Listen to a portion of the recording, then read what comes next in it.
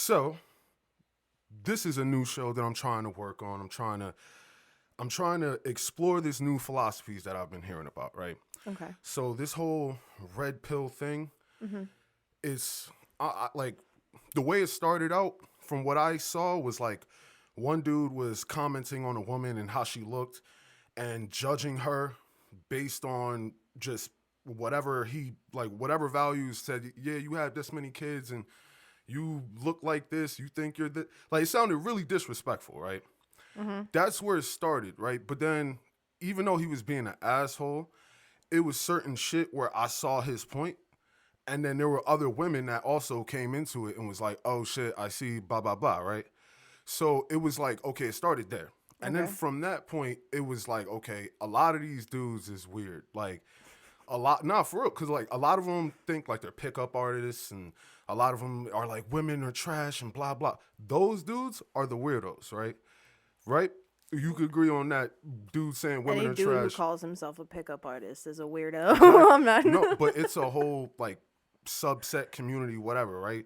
Weirdos. They got books on the shit, be having seminars and all that bullshit, right? There's a weirdo for everything. Right. So, but then also taking it past that, it went into like trying to focus on bettering yourself. But it is specifically for men, like talking about like focus on yourself. Make sure you know what your purpose is, and the rest will come later type deal. Don't really get caught up in women and society and the whole the back and forth of it, you know what I mean? Like the game of everything.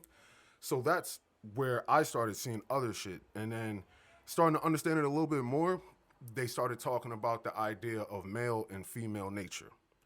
That's where it gets controversial. Like, besides the obvious I was about to say it already misogyny, sounds no, yeah, controversial. but besides the obvious misogyny, Mm-hmm. it gets really controversial there. Like, honestly, and this is where, for a person like me, it's really really weird.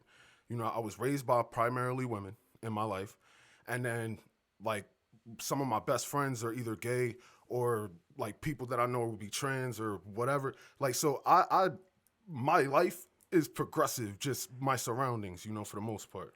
Just to make a small comparison, you Yeah. do sound like that one person that says, "I'm not racist. My neighbor's black." Like low key, that's No. what that sounded like. Well, no, I'm not trying to imply that. Yeah, I know, What I but mean is, well, no, I feel you. I mean as though like I have always been like everybody else as far as my mentality. Never really questioned anything, you know, based on like, all right, here, just to clarify. If we talk about gender as a social construct, then you will not be open to having conversations about the red pill stuff. Like, if you believe in certain and that's where it gets super weird, because at first I'm like, whoa, that's crazy. Like, I know a lot of people that will have a lot to say about this. So obviously, you just take it with a grain of salt. Some people will just turn it off. But I'm trying to see what their point is. You know what I mean? And then within that, I start seeing shit that makes sense. Then it gets weird, because if you really don't question certain things, as far as why you believe what you believe, how you were raised, and so on and so forth, then you don't really, you're not ever able to step out the box of your thought. You know what I mean? but that leads you into the nature versus nurture discussion Mm-hmm. because is it inherent nature or is it specifically the environment you were raised in? Yeah. I feel Well, like you keep can't talking. go into that without going into the rest of it. You know what I mean? See, I feel as though nature versus nurture is is something that will always be brought up. You know, it'll just be one of those psychological things that we'll never really know what will win. It's always like 50-50 as far as how we perceive it, you know. Whenever a person talks about another person's nature, they always say, all right, but still, like, you can raise them to be different. And then, depending on what we're talking about in whatever scenario, it could be true, it could not be true, right? But that's where, with this, it's like, okay, I have always believed in what society was saying. But if we look at the results of like that, are we happy with it or are we like mad at it at the end of the day? So when you say you have been of the mind of everyone else, you mean you have pretty much fit to societal norms. That's not in so much like your thinking, it's more of like you fit into your role in society. No, no, no, no. I meant thinking, like literally, like how society will have us think. And this is where explaining this thought, I feel like there's a lot of people that when they hear this type of stuff, they tune it out so quickly that we never are able to have the real conversation because people get offended, you know? And opposed to saying, okay, I don't like, oh, my bad. Opposed to saying that I don't like this or I disagree with this because of X, Y, and Z, I've noticed personally, a lot of the times in these conversations, it tends to never really be any substance to it. It's more like, I don't feel blah, or I don't think blah, opposed to when we do this, this happens because we looked and studied blah, blah, and blah. You know what I mean? And if a person is taught to just believe in something, then they're not going to question it. They're not going to fight it. And then it's even harder to rationalize it at a certain point. You're speaking in very broad philosophies, so it's Well, hard yeah, to yeah, yeah, actually no. give an All opinion right, yeah, I on know, what I'm you're sorry, saying I'm without sorry. knowing what Well, we're talking about we're in gonna get specific. into, all right, we're going to get into, all right, well, here, I'll sum it up in the most blunt way I can. Okay. A lot of these dudes in the red pill community feel as though feminism fucked shit up in society and the whole sexual revolution. I don't even know how to, I've heard the term, but I don't know where to apply it to. But they would say that also fuck shit up in the essence of the family structure and understanding the roles that a man plays and the role that a woman plays. So basically, the red pill community is pretty much everybody that a liberal would say is filled with toxic masculinity. I feel like a lot, yes, but depending on how they articulate themselves, but a lot of them, yeah, that like that, the idea of toxic masculinity could define a lot of what people would consider red pill. But then going deeper into it, at first I grew up looking at my life. I'm like, my grandmother was the one that primarily raised me. My grandfather was there, but my grandmother held it down the most. She was the most proactive. And then I came out here with my aunt, same deal. So I look at my life and I look at my personality, and after kind of diving into this shit a little bit, I'm able to pay attention to the decisions I've made in my life and the influences that I've had based on the masculine energy throughout my life and the feminine energy throughout my life, and then certain things that I had to learn on my own. And then I'm looking at the experiences of myself and then the experiences of others, and a lot of the times certain things add up because, you know, like not everybody is the same, but we all have a general way of moving. Like statistics are not saying that everybody is this, it's saying that the group as a whole is most likely to blah. You know what I mean? So we've started to ignore that, I feel like. And that is where stuff is going bad. Like, oh, go. I'm sorry. You look like you want to say something. No, I was just thinking because when you were talking about look how you were brought up and the experiences you've had being raised by females and everything like that. Whereas I don't think it's more of at that point you can look at it yourself, because the difference between you and one of those guys, I use the quotes, but is that you thought about it. You went back and you took the thought. So it doesn't necessarily mean that just because you've been more influenced by females, it could be you as a person are more logical thinking, so you break it down, you go back and think about it. Like, whereas people, a lot of the time, a lot of the things that you see that you're like, that's crazy, like, somebody wasn't thinking. They had that thought and they just ran with it. So, like, I feel like it's inherent base differences in people, too. Yeah. Not just so much all around. Yeah. See, I feel you. Another thing that is often said that honestly people would have, it'd be a fucking shit show. They say men are, and I like to word it like, because when I thought about it, obviously it's blatantly disrespectful, but they say men move in logic where women move in emotion. And a lot of the times where I've heard people discuss this, like through other pages, they would say, oh, that's your problem. You men don't have no emotion. And are you saying that we can't think logical as women? Like, that's always one of the first things that you hear. And then it's saying, like, well, the way I interpret it, it's not saying that men are emotional creatures and women are purely emotional, illogical creatures. And I think most people take it that way. They get offended. The conversation stops right there, opposed to taking a step back and saying, well, okay, generally speaking, people look at men and say we're less emotional. It's not that we don't feel emotion. It's that generally most men don't show emotions. Also, it's societal cultivation of men who are taught to repress their feelings, shove them down. They're not emotional. Don't cry, little baby boy. Like, so that right there is something that they're bred with from yay high is no emotion, do not show the emotion, do not cry. Like, so that's also that idiom, I guess you'd call it, is formed from the same people who are now trying to, you know what I mean? Like, they're the ones saying, men don't feel things. Don't cry. We don't cry in public. Don't be a little bitch boy. Like, no. But then they grow up and now you're like, you are so cold and calculating. So you're damned if you do, damned if you don't in that sense. But there's a lot of things like that for both genders where damned if you do, damned if you don't. Like, oh, sorry. Like, don't, like, for women, it would be the same thing. Like, oh, don't cover up. Love your body. Love yourself. But then when you go out in those short shorts that you think make your butt look great, next thing you know, you're a thought. You're asking for attention. You're calling it to yourself. So it's just another one of the examples of where we fall short as a whole. Okay. I feel where you're coming from, right? And I like how you touched on the idea of the societal influence, because I feel like that is where a lot of the clash comes from, right?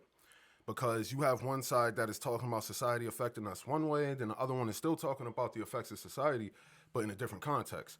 So with the emotional thing, right? A lot of them would say men move forward with logic. And it's like, imagine we have 2 feet. So the whole idea was we both have a logical foot and an emotional foot. It's not to say that we walking around one-legged. It's to say that men step forward with the logical foot first and women step forward with the emotional foot first. That's not to say women are logical. But this is where we get down to a point where you can, like, I'm not a psychologist, I'm not a scientist, so I can't speak on it. But I heard a person describe this in another, like a similar conversation that we're having. And he was saying that most men, and again, not all, because we got to remember when we talk about this stuff, it's general. It's just saying most likely, most, not all, not every single one, but probably 51%, probably.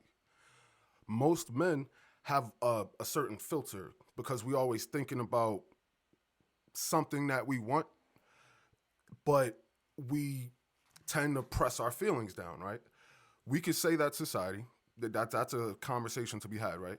But then the dude also said, and you please tell me your opinion as a woman, the dude said that most women tend to feel things first, not necessarily react or act crazy, but when a guy would experience something, we think about it first, we just filter it for whatever, and then women feel it first and then think about it. But a lot of the times they're going off of their intuition and their feeling, and it's just that. Not to like make that sound negative, it's just what they imply to be most likely. Like, how do you feel about that? Would you disagree? That's a hard question because I don't inherently agree or disagree. Okay.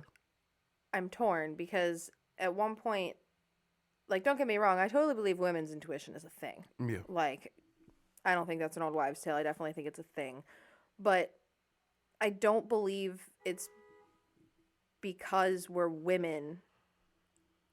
It's more of we were never taught suppress your feelings. Although, don't get me wrong, you can't be emotional as an adult woman. You can't act out as an adult woman.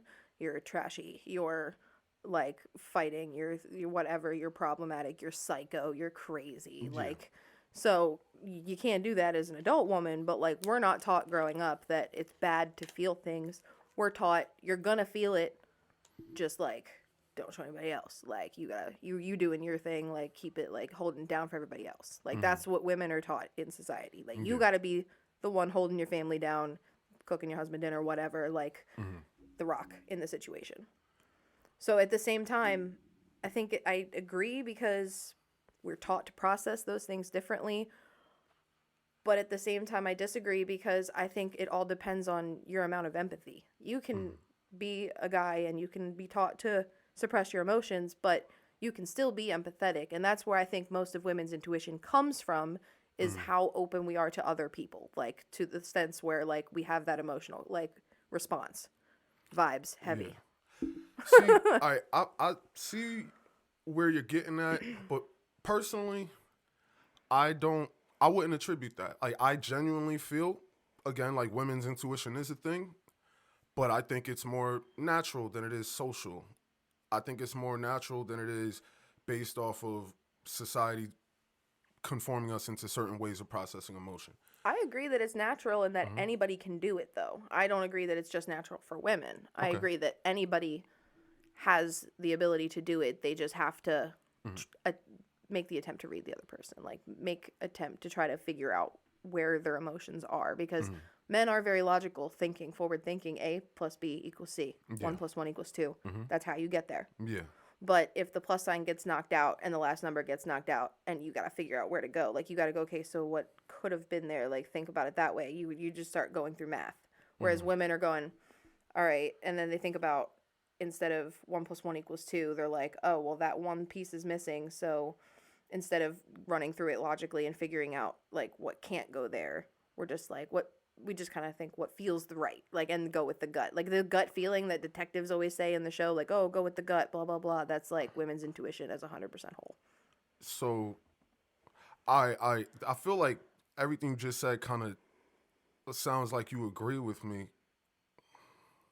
Yeah, I would say, like I said, I do, but at the same time, I don't think it's specifically just women. Like, I think mean, anybody the way you could just be said doing it kind it. of wrapped it around into it being a woman thing.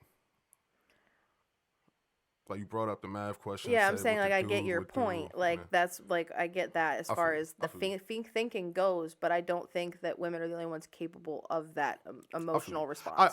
I agree. Like, me personally, I was raised by women primarily, so I'm an emotional dude. Like, like, every one of my friends have seen me in some shape or form be emotional, whether it be depressed, happy, whatever, right? And you can see how I express myself, how I talk, the way I think, and you could tell. I mean, I don't like going around saying, yeah, I'm super empathetic, but I think I am. But within that, it gets weird because I can acknowledge I was raised a certain way, so I am a certain way. And when I look at other dudes, or let me not even specify to men. When you look at other people, you see the influences, and then you go back to nature versus nurture. So if I'm a water animal and I was raised on dirt, well, okay, obviously, most likely, most water animals can't just go on land, whatever, right? But let's say I can, but I'm supposed to be in the water. I might be able to do certain shit, but not as well, you know? But Sea turtles are land creatures or water creatures, but they're born on the beach, and then they have to be born and find their way back to the water. But the water is where they inherently go because that's where they're supposed to be, and that's what every instinct in their body is telling them: go to the water. You have to be there. Like, that's your spot. Which I think And you something think that's different for humans?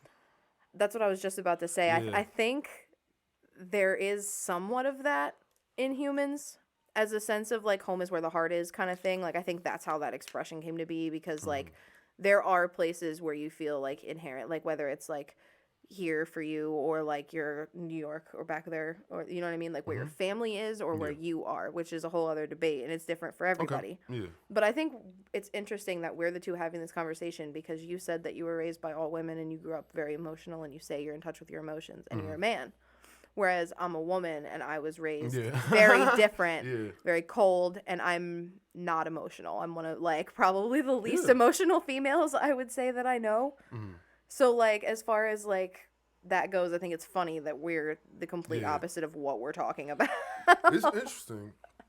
But all right, so moving forward, right? So outside of that emotional aspect where they talk about that, they take it to the next place. And this is where it gets really, really like, I honestly, myself, I'm like, damn, I cannot blame a woman for turning this shit off and just saying fuck this shit for life. Oof. All right. I cannot blame a woman. So, have you ever heard the term sexual marketplace value? No. Okay. I think I'm glad that I haven't, Yeah, but I'm you about probably, to. you I'm probably about are. to find You probably out. are. All right, what This is it? concept is honest. It's really not that wild. It's just so not 2021. It's just so not like they're like, oh, that's some old 1940s, 50s type, whatever. All right. So the whole idea is that men are valued by their confidence, assets, the ability to provide and protect, where women are valued by beauty and fertility. That is the rawest form of that concept. The Now, caveman hunts and the woman stays with the kids and yes, gathers yeah, berries. pretty much, and like some really like primitive, what most would say, type shit. Although it's funny that that's a primitive idea because there are so many primitive cultures where the women are the food gatherers, the women are the primary support system.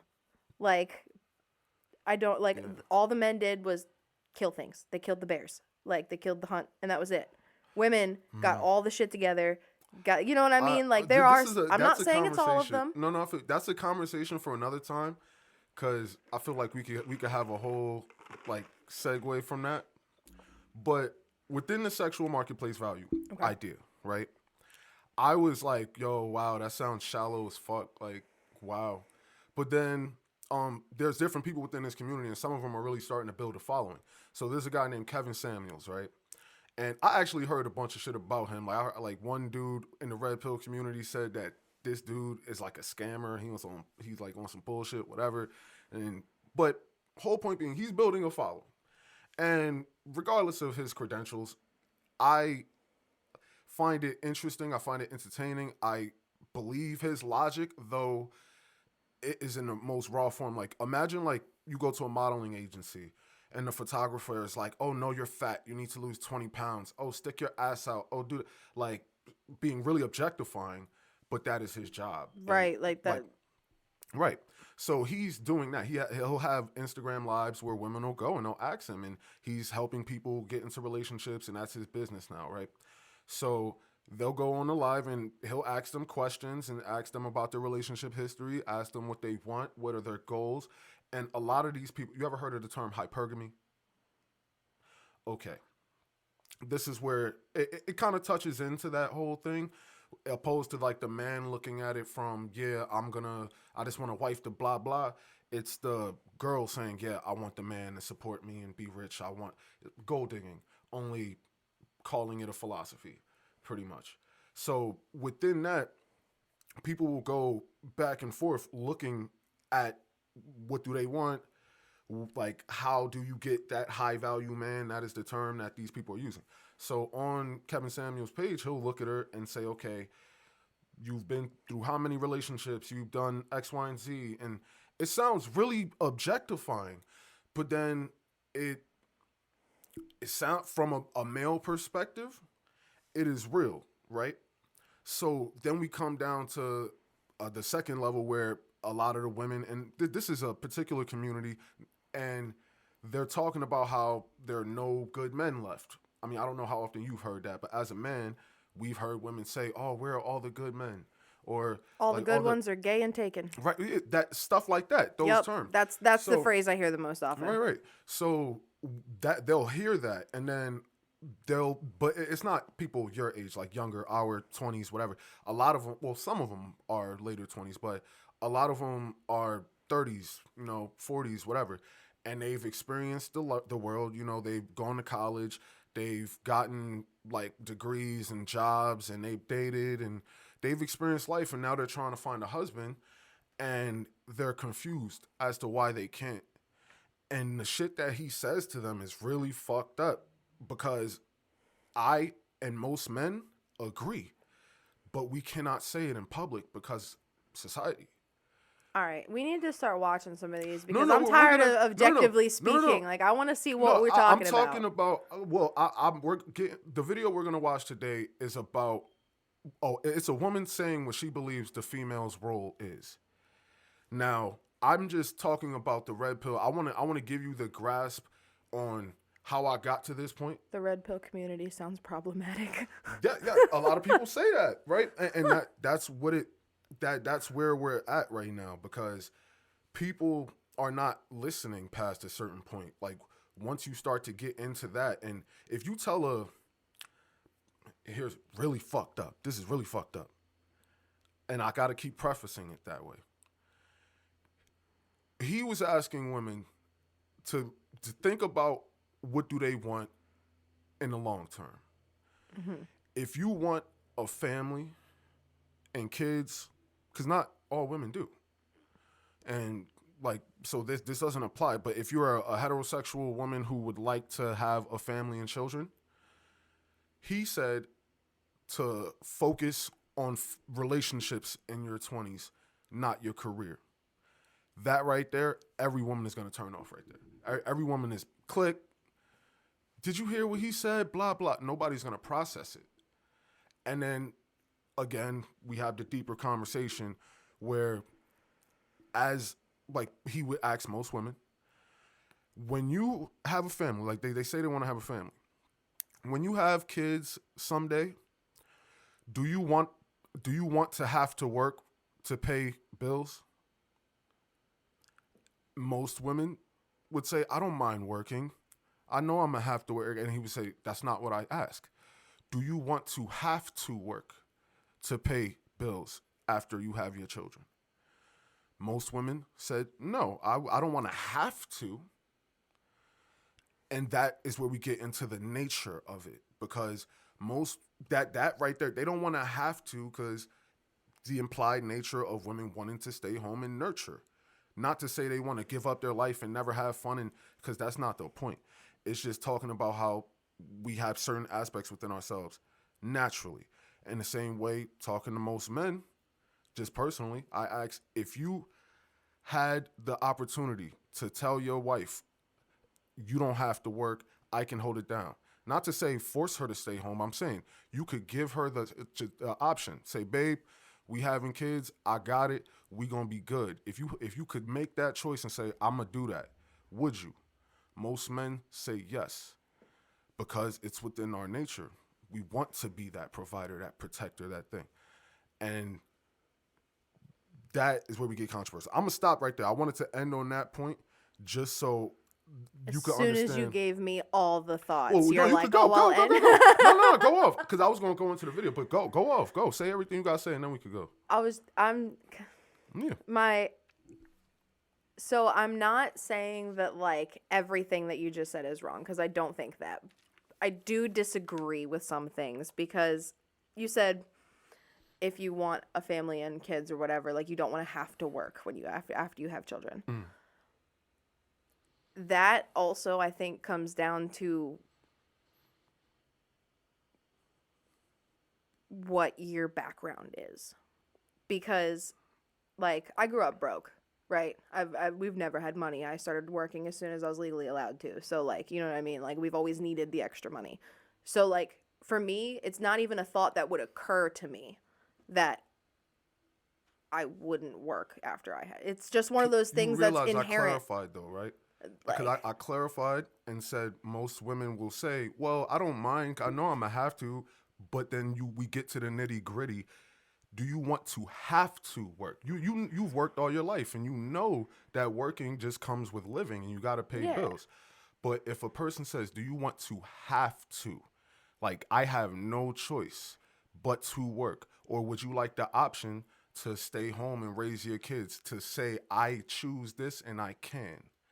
You want it would also depend on the trade-off, though, for a lot of people. Like, if I said, no, I don't want to have to work. I want to be able to stay home and raise my kids. Does that mean my husband now has to work 65 hours a week and I'm not going to see him? Not necessarily. Like, you know what I mean? Yeah. Like, everything comes with trade-offs, so it's like... But that's not the discussion. How important do you think that is? No. Because that's person to person, right? Yeah. But we're talking about the nitty gritty of it, not. If you just had the choice to sit home and never work again, would you do it? No, That's basically no, the question. no, Like no. to raise your kids. Yes, to stay specifically, you want to stay home. As soon as you have your kids, maternal instinct is a thing. That connection, that bond is a thing. You want to be there to nurture your children. It's natural. So within that, most women get to that point. They okay, like, and a lot of them, and this is what really bugs me as a person who wants to be able to have these talks, watching the live streams and seeing them have these conversations. Most women will fight. You got to fight them verbally to get to that point where it's just like, okay, I don't want to have to. You know, it's a bunch of verbal gymnastics where it's nothing wrong with just saying, I don't want to have to work. When I have kids, I would like to be there to raise my kids and nurture them. I would like to make sure they're good. I just would like to do that. That's what I want. I understand that I will have to work most likely because of the world and how we make money. I understand I'm probably going to have to partner up with my partner, whoever it is. But in a perfect world, I would be able to stay home. That is what you want. But most women, you got to fight them to get them to say that because they understand how society is. They understand, like, I'm probably going to have to work, so I don't even want to think about it. Or, well, if I say that, then I'm agreeing with him and I don't want to agree with his point. Like, it's so much where it's just. I think I'm a bad person to ask for the Yeah. perspective of the person that you have to, because my answer would be no. I don't want to stay home with my kids if I have the choice. Like, I am one of those people. Working is routine. Working is having something else. Like, I has somewhere outside the house, You don't outside think the that's a home. full-time job? It is a full-time job, but it's something outside the house. It's something somewhere else with other people, And you real say you people. couldn't Like, have that? I'm one of those people, I need to have a job. Like, when I don't have a job, it drives me crazy. I have too much time on my hands. I can't find enough hobbies to fill the time. Like, and even if I do, like, I was off work for a couple months as like a full-time caretaker for one of my relatives before she passed. And the whole time, like, I had things to do. I had errands to run. I had stores to go to. You know what I mean? Like, I had things to do, but it wasn't enough because it was the same people. Like, it was me going out in public, but, like, I had no reason to interact with anybody. I just talked to the cashiers. She rang me up and I left, you know? So I'm one of those people, like, I'm a human being. I'm an inherently social creature. I would need more than just, like, and I know that sounds messed up and I sound like a heartless woman, but don't. like, I want to clarify because you don't sound like a heartless woman right now. What you're saying is 100% logical. There's nothing wrong with that. I think it's just the way you perceived what I said, because I'm not saying being a stay-at-home mom means your life is nothing but children forever. You're bored. well, no, I'm not saying know, that, but it does become that no. as seeing people who have become moms, even when they don't want Right. their entire life to become about their right. kids, it happens. I am not saying that isn't true. Yeah. I feel like, again, this is one of those, because me diving into this whole philosophy, I have a lot of feelings on that. I feel like whenever I hear about an unsuccessful relationship, I have thoughts on it. Now, we can have conversations about that, so I don't want to do that yet. But when it comes to just that aspect of nature, we need to be able to speak on it, and not argue or feel offended by it. But you have anything else you want to say before? All right, so let's get to it.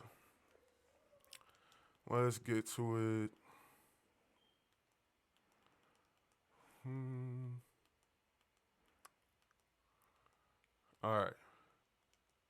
What is the role of women? Stay in competition. Be stronger. Get your nails did. Get your promotion and rally for women's rights. Allow others to raise your children so you can blame the system that they didn't turn out as wonderful as they could have. Turn to the government. Vote your way to happiness. This time we're in contains a message, and I believe it's a perfect... I'm going to give you the remote at any point in time. If you want to stop it and talk about something, just double click the center. All right.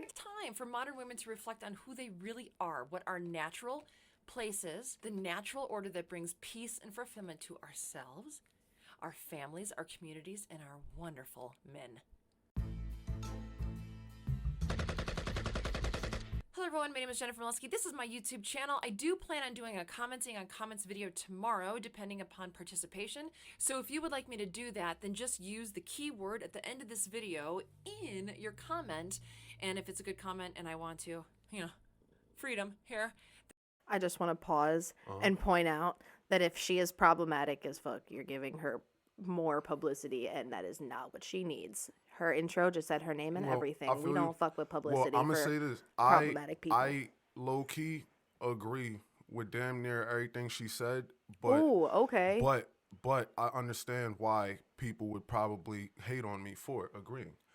So Alright. I'm here to have the conversation. Then I will comment on your comment tomorrow in the video. But if there's not a lot of participation, then I won't do it. Okay, so that's the way it's going to go. Let's get into it. So I know that women have been purposefully infiltrated with fairy tales in classrooms that dismiss men, their innovations, their integrity, their protection, their strength, their very essence, in pursuit of the agenda for women to share or entirely assume the burden that is not naturally best fought and won by women. These fairy tales and classrooms show women winning in arenas that they don't naturally win in. They thrust women on the shoulders of superiority, of domination. The world can be on the woman's shoulders, and it's no problem. Women are so strong, they can do the job of one woman and a man, or 5 men, or 10. Who needs men? You with me, ladies? Women are invincible. Well, I'm not. 2 awesome people are better than 1, is my opinion. So I don't want to spit on the notion that some individuals, women in this case, have the strength and fortitude to endure hard times, or be taken by afflatus, or that a woman cannot be a bel esprit, or survive on her own. But just because they're able doesn't mean it's best. There are a lot of people who are freaking out right now. You know who's not freaking out right now? Real men. Here's my definition of a real man. A real man has spent his time, or most of it, cultivating himself. He's strong, patient, stoic, capable, accepting.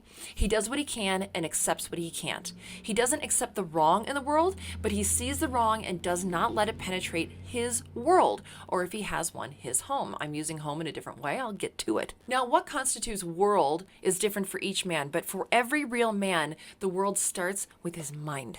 And once the mind is firmly secured by its rightful property owner, the real man may extend his property portfolio.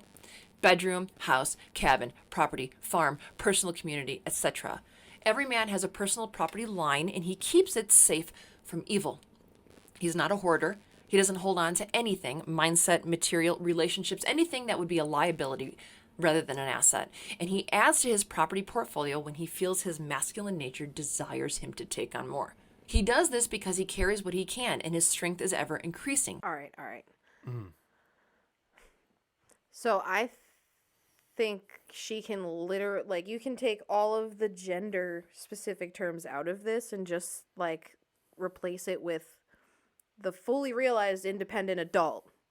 Like, is this. Before you go to generalize it, let her finish and say what she feels about women, because she's splitting it for a reason. She's intentionally saying men this, women this. Yeah, I just wanted to get that out before I forgot the thought. But, like, yeah, that I would say. So far, I feel like she could replace every gender pronoun with independent human. Like, but she feels that she shouldn't have, and that this is specific. But he doesn't burden himself with a weight that he can't handle, whether it's emotionally, physically, financially, spiritually, etc. Some real men's personal property is a real woman. Woohoo! That's when a man finds his home. He's been out in the world, wandering, chopping down trees, honing his mind, conquering, failing, succeeding, building, learning. And then one day he thinks, you know what? I'm ready to settle down, find myself a home. Now, any ladies offended at my words, please hold on, or don't, whatever. Women still have personal responsibility. I'm not saying property in the sense that you have no autonomy, not at all. You always have personal responsibility, and with it comes freedom to make your own decisions, to choose your steps. Without the ability to make your own decisions comes a loophole to profess how nothing is your fault. You're a victim, your husband's the worst, or you were just following orders. Think of the I just work here mentality. But when a woman uses her good judgment, she gives herself, her body, her spirit to a man. It is a voluntary act between her and the man. Hers is a submissive gesture to be in partnership with the man, and a real man leads his woman. I think some women hate the idea because they think a man will be a tyrant, but a real man's intention is to lead you both to a good life or a better life every day. The goal is to live a good life, safety and happiness, joy and the obtainment of goals. You're his home, and a real man takes care of his home. My prediction is that if there are women listening that don't like it, you're of 2 different sets. There's 2 different sets of women. First are the ones with a certain mindset, which creates the second type. The mindset guides the woman's decisions which creates an outcome. So it's a mindset and an outcome. You're living either in one of those. The mindset I refer to is one in which the belief is held that a patriarchy is inhibiting to a woman's personal happiness. That patriarchy hurts women, not helps. That patriarchy must be eradicated. That women must show men who's boss. And it's women. It's a mindset of competition. It's pretty much dick envy. This mindset leads to the outcome. Women who have chosen to partner up with a man, not a real man, but the kind of man they had professed to want. The kind of man they sought out. The kind of man who wants a woman to dominate them. They want the woman to wear the pants. These women choose poorly and suffer the consequences. They don't respect their weak man, but keep in mind those men are suffering too. That's where a lot of people are right now, hence this video topic. These women suffer from building their minds and life on a false reality. It's faulty construction. They've learned how to build a house from a glass blower. They follow the advice and end up in a weak glass house. Life is fragile, so the shelter in your home should not be. I find it amazing how many women repel the idea of loving one man, working hard with and for one man, yet give their devotion and trust to a government. Some women choose to believe in one, tens, hundreds, or thousands of people having their back, your back, instead of believing in one man. Why? I'm beginning to think that women have suffered such a blow from feminism that they honestly don't know how to add real value to the world or to a relationship. That last sentence was not where I meant like to pause it, but that was a very problematic Make sure sentence. you're talking to the mic still. Yeah, I don't understand why she's making it seem like it has to be one or the other. I think What makes you feel it doesn't have to be? I don't feel like it has to be the men being the boss, or if you don't want the man to be the boss, you want to be the boss. No. Like, all right, say we're coworkers, we're the only two in our department, right? Mm-hmm. You shouldn't have to do all the work, and I shouldn't have to do all the work. If we split it. I what I mean? I wouldn't look at a marriage that way though. But a marriage is work. I mean, You both have to work. But I wouldn't look at it like that. I mean, I honestly wouldn't know how to properly describe it. I mean, I like the way she put it. Honestly, I wouldn't change a single word she said. I'm with her. I mean, but I just don't get why those are the only two options. An equal partnership does not seem like it's anything that's ever entered her frame of consciousness. I think it's entered her frame of consciousness. She saw what the outcome will lead to and thought she was moving towards something positive. But is she was she looking at extreme feminism, where not only are women the same as men, we're even better? Like, that's not. I think she was talking in general, but like the wide scope of feminism, like over the past 30 years or so. Yeah, but then she said, like, it's all women and all, like, they're the ones who should run the world and blah, blah, like, it's got to be one extreme or the other. But ideally, it would be right down the middle. Because one extreme or the other, look at anything. Democrats, Republicans, like, look at one extreme or the other of anything, and it either ends problematic. And I mean, I don't know how you feel. Like, if you wanted to be married someday, have kids, I don't know about you. But do you think men truly want, like an argument, like an equal say, like truthfully? Like, I think, and I could like talk to other men. I could probably look it up. I don't know. I haven't done so yet, so I don't want to make it sound like I have. I mean, I've talked to people about this, but most men want to have the final say and have a woman that trusts them and that they trust. Like, we sit down in a room together. Trust isn't entirely... No, but here, let me finish the statement, though. All right. We sit down in a room together. You tell me what you think. I tell you what I think. And I take that shit into account, and then I make the decision. And at the end of the day, you trust me. And I trust in myself. I trust in you. It's not like I'm ignoring you. I'm listening to you because I trust you. You are my wife because I chose you. I said, yo, you are that one. I believe that you are smart. You have integrity. You have whatever. And she looked at me and said the same shit. I trust in you. Now, the only difference is when we talk about, like, and this is where I can't properly articulate this. I'm still learning, right? the back and forth about 50-50. It's where it gets weird. You know, it gets weird because like most women, from at least what I see, want that 50-50 equal say, which is understandable. But then it gets it's a lot of double standards in life, period. But it's just weird. Like, I'd rather not dig into that part unless you have something to say about it. Double standards meaning? No, not the double standards Well, part. no, I just wanted an example of double standards. That's why I said I didn't want to get into that part because that could be a whole different conversation. You know what I mean? But all right, you ready to get back into it? All right. And I think my theory is exhibited all around. So my loose theory is that because women forgot or outright dismiss how they can add value to their relationships, they fear that if a real man found out who they were, he wouldn't want to have their back. The government, on the other hand, doesn't know them, not personally. So do you think that's why some women depend on government? Because in order to have support, they mustn't be truly known? Perhaps they hide behind the notion that they're worthy of support, that they're a good person who's worth being saved, as long as it's by someone who doesn't know them. If that makes you upset, it might be worth taking a deep dive into who you really are and what you really provide. Oh, but wait, I know. The government doesn't just have your back, it's the nation's back. They're looking out for everyone. Okay, fine. If that brings you comfort, fine. But the only way people really look at the world is through their own lens. You don't want to die. Yeah, I know. You don't want anyone else to die. How noble. But really, it's you you're concerned about. You live your entire life thinking about you. And let me guess, it's also the government who thinks about you, who cares about you, because government doesn't deal with the government. Why does she keep bringing up the government? Well, When all right, I'll bring it up. I want to make a statement and then go back into it and just think about what I said. Okay. All right. So there's a whole discussion about accountability. So the whole idea is if a woman and a man get together and the man leaves her when she has the kid, obviously the guy is a deadbeat, right? So she would get government assistance because she's a single mom.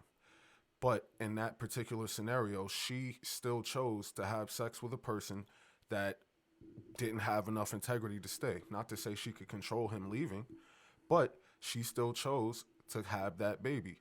And now it's the government's responsibility to compensate for her lack of being able to choose a good father. That's the best way to simplify it. So talking about the government, women tend not to listen to the man because they feel they don't need the man at the end of the day. A lot of the times. And that's like the rhetoric that gets passed around. That's what she's going off of. They would rather trust the government to support them opposed to falling in line with a man that could support them. Now, let's get back to it. Think about themselves. They're altruistic. That's why they were voted in, right? Is to think about you. People in government aren't really known for killing and starving their own kind. Democide has only killed less than Charles Manson. Wait, I might have that wrong. Well, anyway, if you want, you look up the numbers on democide. Ladies, we've had it wrong for a long while. And not all ladies, but a lot of ladies. Women have been raised, like I said before, within classrooms that vilify men and bolsters government and women. We've seen cartoons where the woman is the smart, strong hero. We've seen action movies that give women totally fake powers over men. But they never show a woman's true superhero strength. They don't show the key to how to live and die a meaningful life. So what is our strength? You want to guess? It's femininity. Let's play the worst case scenario game. Okay, let's say shit goes down, like serious shortages, fighting individuals, banding together. So feminists, or any ladies who have stated that they want total equality, for the strong independent proclaimers, do you really, really, really want an equal fight with a bad man? Do you really think that's your natural place, to fight and win? Or would it be an unfair fight, so you would want the guy to say something like, okay, well, I'll give you 10 swings before I hit you. But that wouldn't be equal, would it? For the banding together scenario, do you really think that you should be taken on in a group just because you're a woman, or you're black, or you're Hispanic, or you're tall, or you're skinny, or you're fat?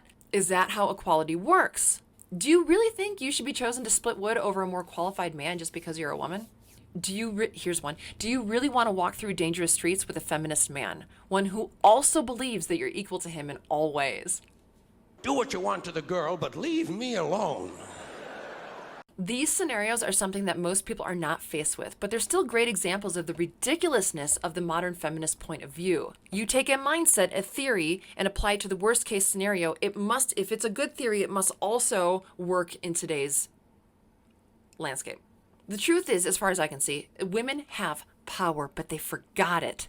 Duh. They forgot. It's all the goddess groups and the women's get-togethers. They aren't really focusing on your real power, your real strength. They're just trying to teach you how to use your natural power in unnatural ways. You know what I want? I want to walk through the streets with a real man who understands that I'm not his equal, I'm his home. I want to support a real man who can fight a bad man. And then when the time is over and his testosterone is still pumping through his veins and violence is in his eyes and it's time to bring him back home to peace, it is my job to love him. Some people say it's called fucking the war out of men. That's why porn is popular. Here's my opinion. Because men like the reward that comes with masculine acts. Men who are just masculine for themselves, who conquer only for themselves, have no one to fuck the war out of them. So they praise themselves. You know what I mean? Or hire someone to do it. It's logical. I get it. Like, woo, I did a good job. I chopped some wood. Okay, getting back to ladies. Do you really want to compete with men over scarce resources? I don't. I want to be on the side of one man who doesn't believe in equality but takes pride in protection in what is his. So what is our natural role, women, ladies? Our role is to be at home and to make it his home, to nurture him, to fuck the war out of him, to bring him back to a place of peace. Home is your heart, your arms, your body. Home is the cooking that you do for him. Cooking is no joke. Knowing what your man likes and then preparing it with a smile on your face is a big deal. If it were a little deal, half the women in America wouldn't bitch and moan about it. Half the women in America would actually know how to do it. I mean, that's how lost we are. Some women are so lost in narcissism and competition that they don't even know how to cook. Home is the solace he feels in a real woman's company.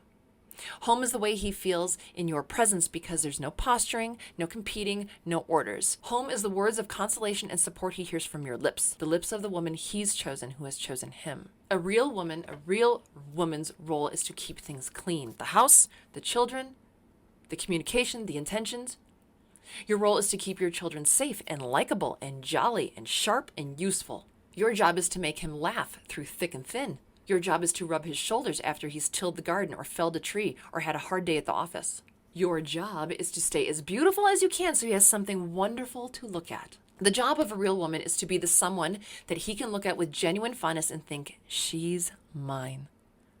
And you look at him with fondness and think, he's mine. And that brings you both such an abundance of meaning and pride and fulfillment and provides you with such ambition to keep providing more and more for each other that you realize that when the roles are skewed and men stop acting like men and women stop acting like women and things become out of balance, it brings about misery and destruction. Ladies, we're not meant to leave our homes. We're meant to be the home, to build our home, to reinforce our home, to make the home welcoming and beautiful and smell good and have all the space and readiness for your real man's heart. When you do that and you find a real man who's ready for you, he will focus on his property, his home. He cares for it, works hard for it, thinks about it when he's gone and can't wait to get back to it. Or not. Or not. Stay in competition. Be stronger. Get your nails did. Get your promotion and rally for women's rights. Allow others to raise your children so you can blame the system that they didn't turn out as wonderful as they could have. Turn to the government. Vote your way to happiness. Order takeout forever. Go to school to obtain a degree that keeps you away from the house so you can fight with your partner about how hard you work outside of the house and that he should do more work around the house, more chores. Go and spend a lot of money on an education that keeps you forced to work in a city because that's where all the jobs are. So Joe Biden and frankly, most of the government is calling for the government to support families, communities, and small businesses. Question, do you believe that families, communities, and businesses are important? If you do, then act like it. Be the backbone of your family. Provide for your family. Because strong families create strong communities. And you know what thrives on strong communities? Small businesses. It's simple, right? Is it easy? No. Is it simple? It is. So today's keyword will be today's keyword. The keyword today is shortage. If you have a comment and you would like me to consider commenting on your comment tomorrow in the commenting on comments video, then use the word shortage in your comment. Okay. Finally finished. Yeah. Now let's see how you feel about it.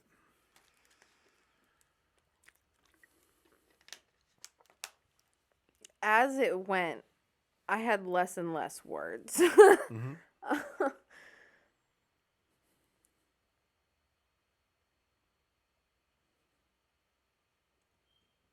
So in like 1956, there was this thing posted in a magazine.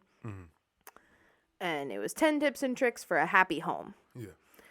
And it was all about what the wife needed to do to have a happy home for her husband. Most of that was in there. It was an actual ad printed in 1956 for actual advice for how the home should run. Yeah. She seems like a new age version of a Stepford wife. Like, that's the impression she's giving me.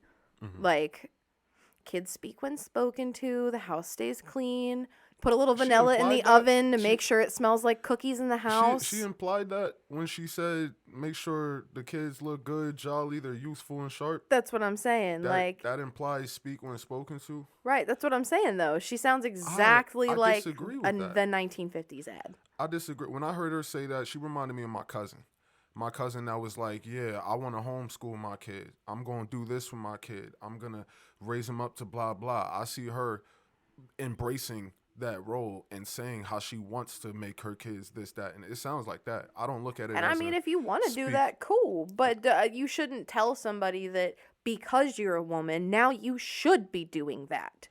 The problem, this is yet another example of everybody telling everybody else, this is what you should do.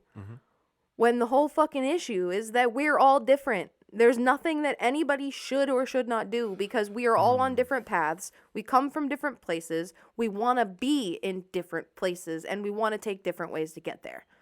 So, like, we're both around the same age, but say you're getting married doesn't mean I should be married by the time I'm your age. You know what I mean? Like, I don't like I'm not saying that she's inherently wrong or right. I personally don't agree with what she says. I think that sounds a little too, like, okay, go get a sex doll if that's what you want. Like, because that's basically all you want. A sex doll that cleans the house. See, now, to elaborate on that, right? When I hear this, and I understand why you're saying what you're saying. Yeah. And this is partially what I meant, because I feel that you're saying what you're saying because of how society has influenced you. I feel like I probably would have said a lot of what you're saying before I was introduced into this philosophy and started really thinking about things, right? I get it. But one of the things that is starting to stick out just from watching different people's experiences, what is the goal? Like, long term, you know what I mean? And that's where it really comes down to, because a woman hears this and they instantly think about themselves, obviously, right? Because they're talking about women. It's like, with this particularly, it's a woman telling other women to follow something that most women have been told not to follow. So it's understandable why a person would be like, what? But within this, it's like, if you want to be with a man one day, if that's what you want, if you would like to have a family one day, then you have to ask, what do men want? And if most men, and I can't say that as a fact, but I'm saying just most people I've spoken to, maybe 5 to 10 people that I've discussed this with, would want that. That's just me. I mean, I'm going to continue to ask different people I come across and continue, because I have yet to find someone, a man, who has not felt this way to a point. And I feel like it could be hyperbolized if you just listen to the video.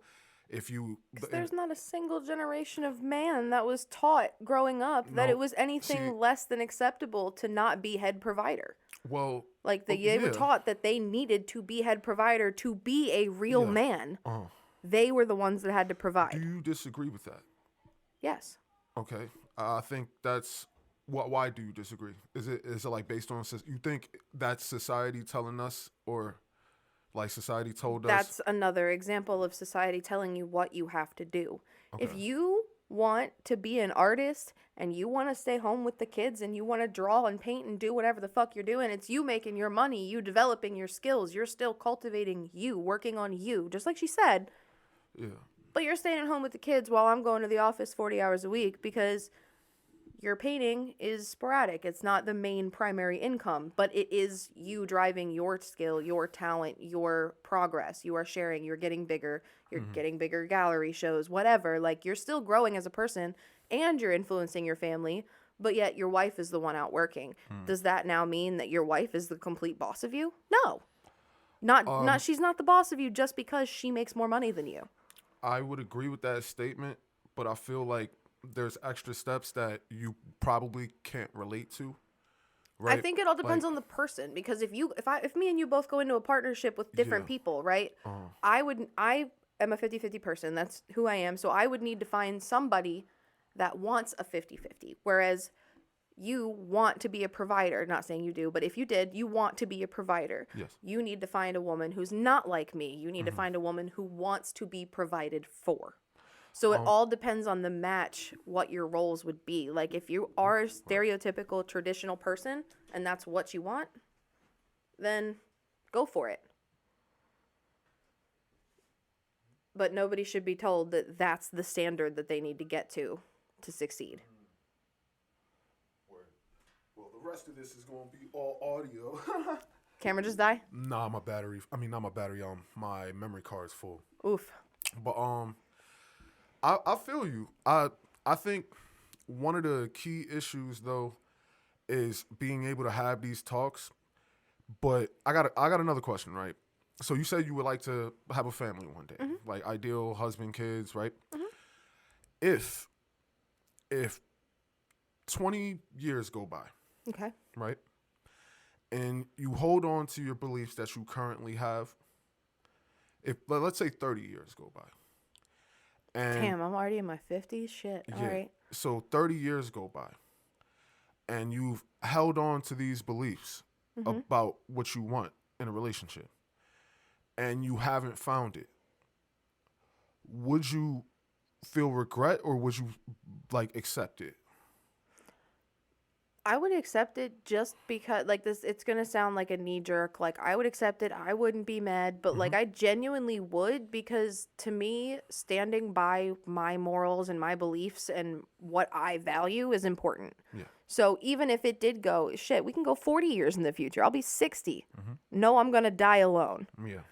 But I still won't regret it, because I would have rather have lived my life to the fullest in the way that I felt right than had to have compromised my values or what I wanted for somebody else to be involved. I respect that. 100%. You got more to say? Continue. Yeah, I'm more focused on being true to myself, not so much true to anybody's standard, whether it's hers, the government's, toxic masculinity standards, anything, any standards. I feel like that's where people get fucked up, and that's where people get so many issues, is trying to hold the frame out, like the stencil on the wall, and then fit yourself perfectly in that stencil when the stencil's half the size you are. You're not going to fit. But people spend so much time trying to jam themselves into that stencil that they forget how to be them. They forget how to live. They forget to live in the meantime, because they're trying so hard to get what somebody told them they should have, or what they're told is the goal, or what they're growing up believing that they're going to be in the end. People are so focused on the destination, and their role, where they have to, life is gray. It's not black and white. There are some things that are black and white.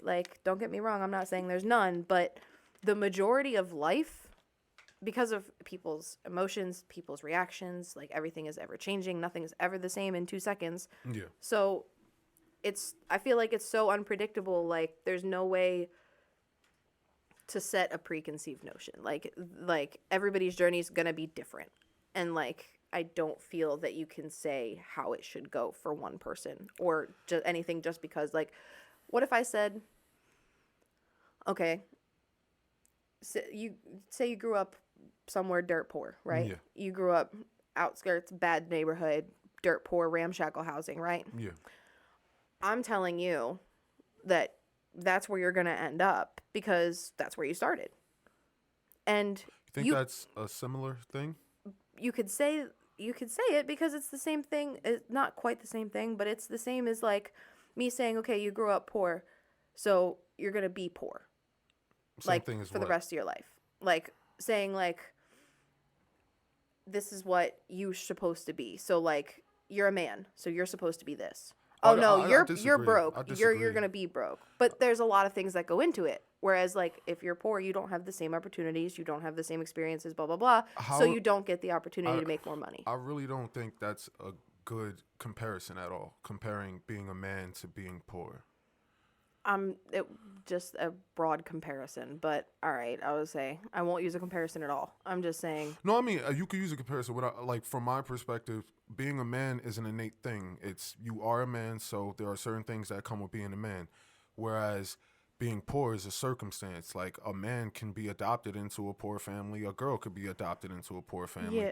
or a rich family. Though that's all circumstantial, opposed to being a man and the natural things that come up with being a man. Your dick getting hard when you turn 10 years old, when you fucking All right, so like fine. stuff like that. You have red hair. You have no soul. You're going to hell. You can't help that you have red hair. That's the hair color you were born with. You can't help it. But that's not saying that you. It's just a stereotype that's perpetuated. You don't have a soul. There's no way to tell that. Again, I think the problem is how you view a man. To compare it to first being poor and then to compare it to having red hair. That is terrible. I mean, red hair doesn't come with masculine energy. Red hair doesn't come with the desire to provide. Like, there are certain natural things that come from being a man that it seems the feminist movement are denying. They're saying, no, that's not because you're a man, you're a person. Like, everybody can feel everything. And I'm not saying that's not true, but there are certain things that we naturally lead with.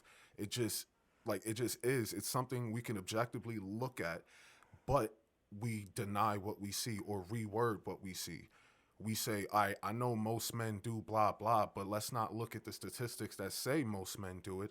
Let's rather say, well, I mean, everybody's still different, though. Even though 60% do this, everybody's still different. You know, it's circumstance. I understand. Like, we can talk about the individual and talk about the circumstances behind any one person.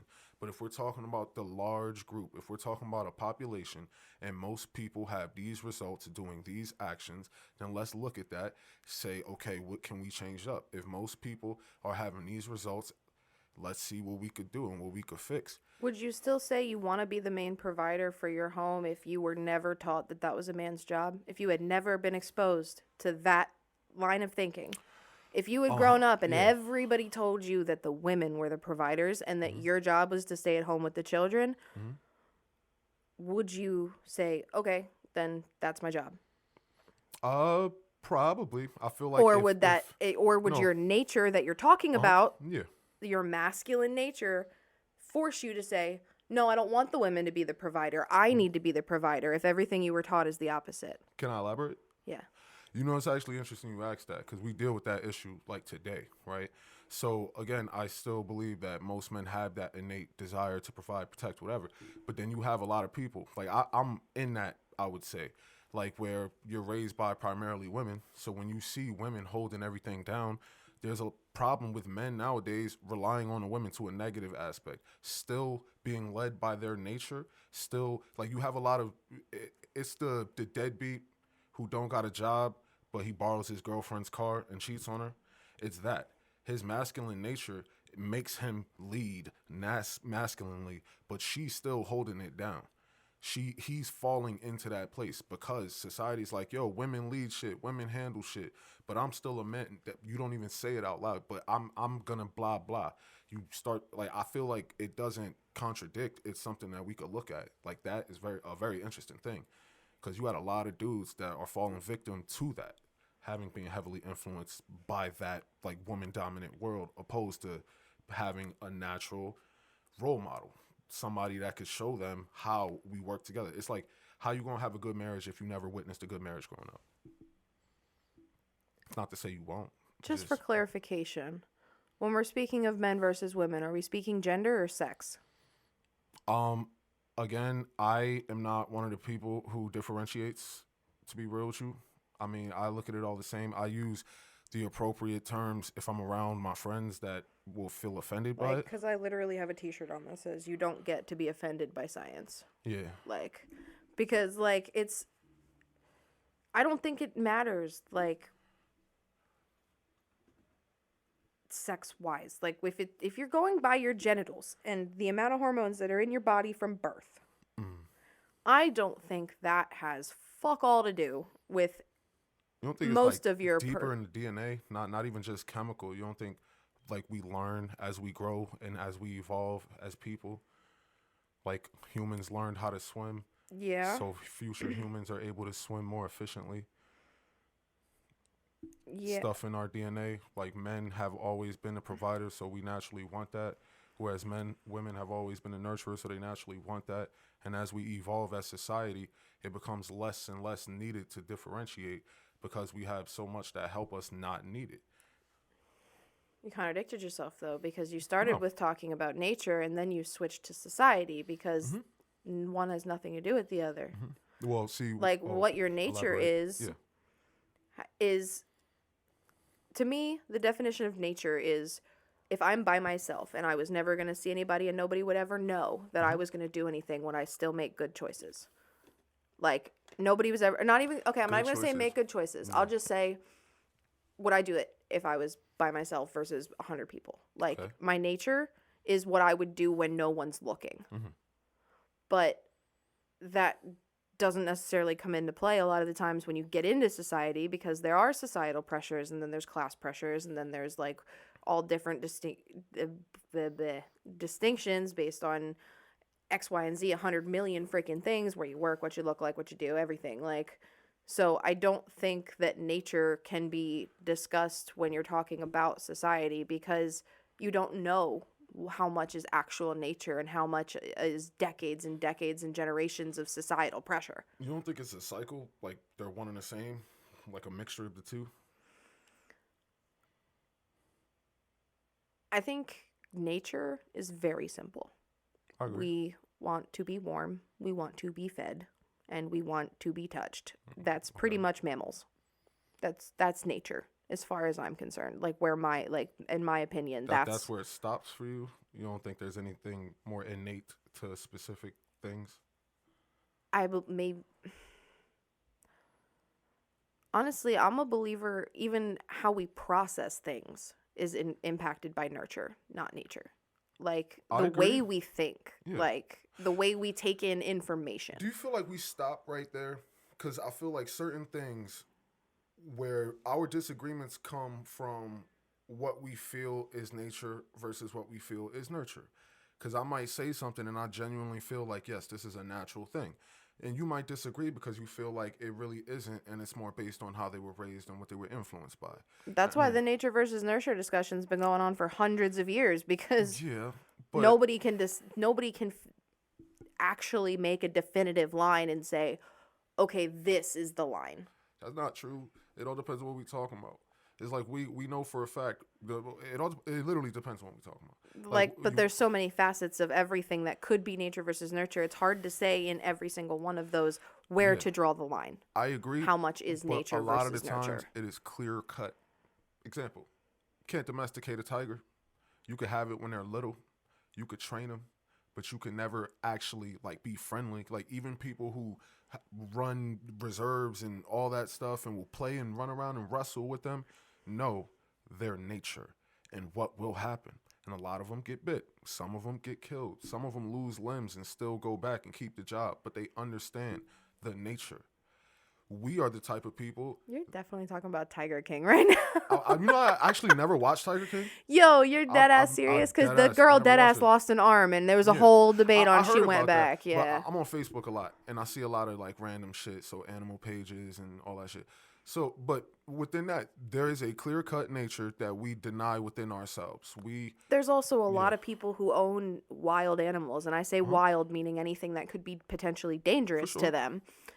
since birth or since young age, and they grow up and they're completely domesticated. They know where their food comes from. They know their humans are their love. Like I've seen people with freaking cheetahs that'll cuddle up. Like I saw one person in particular, but she had a cheetah that would literally sleep with her in bed. Wasn't even violent toward the kids. Wasn't scratching. Nothing. I Like, don't disagree with you.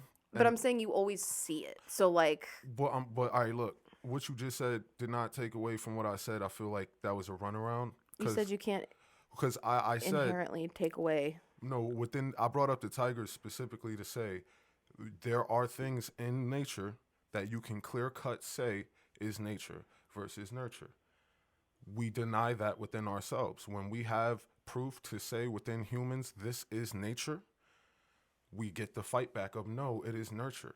And we suffer the consequences of not following our nature. In my opinion, back in the day, that 1957 article you think, she's saying a lot of the stuff that article said, okay, I can probably see why. And I see back then a lot of the issues. There were big problems in America. It wasn't healthy. A dude's wife would act up and he sends her to an insane asylum. That's some fucked up shit. Agreed. Women have been abused and hurt and fucked up. Do I think it's right? No. I am with women getting justice for every bad thing that happens to them. That being said, it's just certain things that we're not able to work forward past because we deny it. Like, that really is a thing. Like, we can say men are this way, and then you can have a poll where you ask a number of men and look at the percentages, and a woman will, well, let me not say a woman, a fighter of it, a person who just won't believe, because, you know, it's actually funny. I had a conversation with AJ recently. AJ will be on your side. Not particularly about this video. There's another video. But AJ will be on your side. He has been raised by his sisters, and he's still raised by mostly women, raised around women. He has a feminine energy that he has at his core. And because of that, I see. But yet he still gives off major fuckboy vibes. Right, because a man is a man at the end of the day. But nurture, in his scenario, I get why he's saying what he says.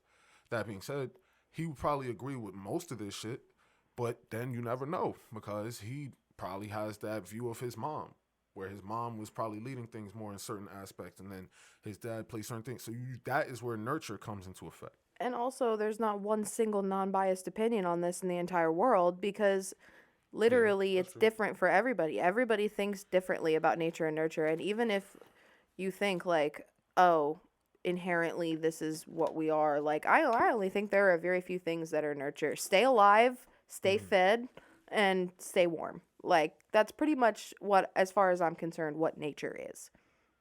Would you believe statistics? Like I'm gonna have an episode where I literally just have a bunch of questions and pull up statistics to answer it and just see how people feel about it. Like if I have statistics that state children raised by single fathers are more successful than children raised by single moms, and I was using that to argue how masculine energy can be more necessary for success than feminine energy, would you look at that and say that's sexist, that's bullshit, or would you look at the statistic and say, damn, well, let's say it? Statistics are tricky because I'm going to quote Mama Dr. Jones because, like I said, she's the best YouTuber. And she said, you can take two things that are true. Like you can say, the bigger the fire, the more damage, right? Can you say that? It's an example of something you could say. Like, just say the larger amount of water, the more wet. That's probably better. The bigger the fire, the more burns down, though. I mean, you said the more damage, and that's not always. You could have a really big fire, but it depends on where the fire is at, how hot the fire is, what keeps the fire going. So you know when there's very large fires and there's a lot more damage as opposed to like a really small little kitchen fire you put out real quick and there's just that little bit of damage. You know what I mean? I'll go along, yes. Okay. So, and you know when there's a larger fire, more firefighters appear on scene. There are more hands to help put it all out, right? Yeah. So technically, more firefighters on scene means more damage. I'm taking two true things, like, yes, bigger fires mean more firefighters, and bigger fires also mean more damage. But I'm leading you. Example though, like, I see where you're trying to go using the firefighters, but I think literally there's so much. I don't in even there. know if that's true or not, bro. Like, it's Yeah. literally just the comparison. Like, you're picking it the fuck apart. Like, No, I just wanted to make sense before I can agree with you. I have to agree with you. I mean, I would say it's not like I'm saying, like, it's literally just saying that you can take two things that are true. Like, if the fire encompasses the whole building, there will be more damage than if it only encompasses one apartment. yes, I can agree with that. Okay. Yes, 100%. So, but if the fire encompasses the whole building, Uh-huh. instead of 2 firefighters or 3 firefighters for the little apartment fire, they're bringing 2 or 3 teams of firefighters to put out the whole building, Okay. to surround it from all edges, right? Okay. So when more firefighters are on scene, there's more damage, but they don't actually correlate. I mean, I'm leading you to the wrong conclusion but with that's the 2. wrong direction, because that would just be illogical. There isn't more damage because there's more firefighters. The firefighters came because it was a bigger fire, and you don't know how much damage there is until after the fact. But according to the statistics, you see this many firefighters, this much money in damage, and then this many firefighters, this much money in damage. And if that's all you're looking at, you're now led to believe that more firefighters means more damage, but you don't know the background information because the statistic tells you if there's 5 firefighters, you pay $15,000. If there's 10, you pay Is that 40. how you believe statistics are supposed to work? I'm not saying that's how they're supposed to work. I'm Yeah. saying there's a lot of them out there that do work like that, specifically to push forward agendas. So I do believe statistics. I just depends where they come from. I agree with that statement. To me, I feel you. I definitely get you. Because there's a lot of people that censor shit and cut shit out to push their own point across. I'm with you. That, to me, honestly, I'd be offended if somebody did that. Because it's like, yo, you don't think I could read? It's like, if you have statistics, regardless of what it is, there has to be some type of like list of everything. Show me, where did you grab the pool from? What are you talking about? You're saying, okay, this many firefighters for this much in damage. Okay, how did the fire start? How big was the fire? So on and so forth. What, did they have to chop down the door? It's so much that goes into it, where it's as simple as saying, okay, I mean, the bigger the fire, the more firefighters that gotta come. I guess, okay, I could go there, but then we start talking about, like, yeah, more damage. Well, then that's... Well, it depends on that's where like you your trying to- sample is, you too, trying for to what your throw- question is. No, I'm just talking about the logic of the statistic, not even, like, the example, just within that. Like, Yeah. Well, I mean, like, that's- you can't be getting a statistic about poverty under 18 or whatever, like, and then the only sample size is downtown Beverly Hills. Right. Because So, you're not going to get an accurate statistic because your Yeah. sample size is wrong or skewed in a Okay. way that does not make sense. You know what I mean? I agree. Let me give you a hypothetical then. I just mean that they can be shaky. I get sketched when I start seeing statistics just because it's like, I'd rather not see the statistic. I'd rather see the study. Like, you know what I mean? All like itself, and look at multiple studies than I see agree. a summed up statistic of them. Yeah, I feel you. I mean, when I say statistics, the study would be included. I mean, I wouldn't just pull up a chart that says something, that there's no background information for that. Oh yeah, see, But- most people do that. So That's, like I said, I would be offended if somebody did that. That's playful. But hypothetically, and I'm just giving a hypothetical scenario. Let's say I had a study with 1 million men and 1 million women over the course of 25 years. And it was specifically looking at single parents and the success rate. It was a random million women, a random million men. And throughout 25 years, different cultures, ethnicities, so on, single parents. Looking at the poverty levels of each one. And again, it will be balanced out, right? But like just from birth to 18. Looking at the success rate, the education levels, everything, right? If everything on the data chart implied that we could look at, the children by the father, the single father, is more successful than the woman, what would you feel about that? I heard somebody say that. I don't know if it's true. I got to find that statistic. But if that were true, would that make you say, okay, so maybe we do undervalue masculine energy in relationships? Or would you say something to argue the statistic? Honestly, if single fathers do turn out better kids than single mothers, my question then becomes, why is the red pill community a thing? Because if the single father takes care of and puts out better children than the women, why is the women's role making sure the kids turn out okay? Why is the women's role the one staying home with the family when obviously they turn out better with the dad? Mm-hmm. You know what I mean? If that is a real statistic, I'm wondering how it links up for right. Like, because we just watched somebody saying that the opposite was true. The women's role is to watch the kids, make them better, be happy, keep your home clean, all that shit. That wasn't her saying the opposite was true. But I'm saying she was saying that the women's job is to make sure they grow up and turn out great, or whatever she said. The quote, I don't remember the direct one. But it was within the context of a relationship. Yeah. Okay. But if single dads and single moms are tested separately, but the single dads turned out better, would that not mean that the father is more equipped to raise the children and have them turn out well? I would take that as the father is necessary, period. Period. I wouldn't say better equipped to raise the child. I would say masculine energy is necessary for a child.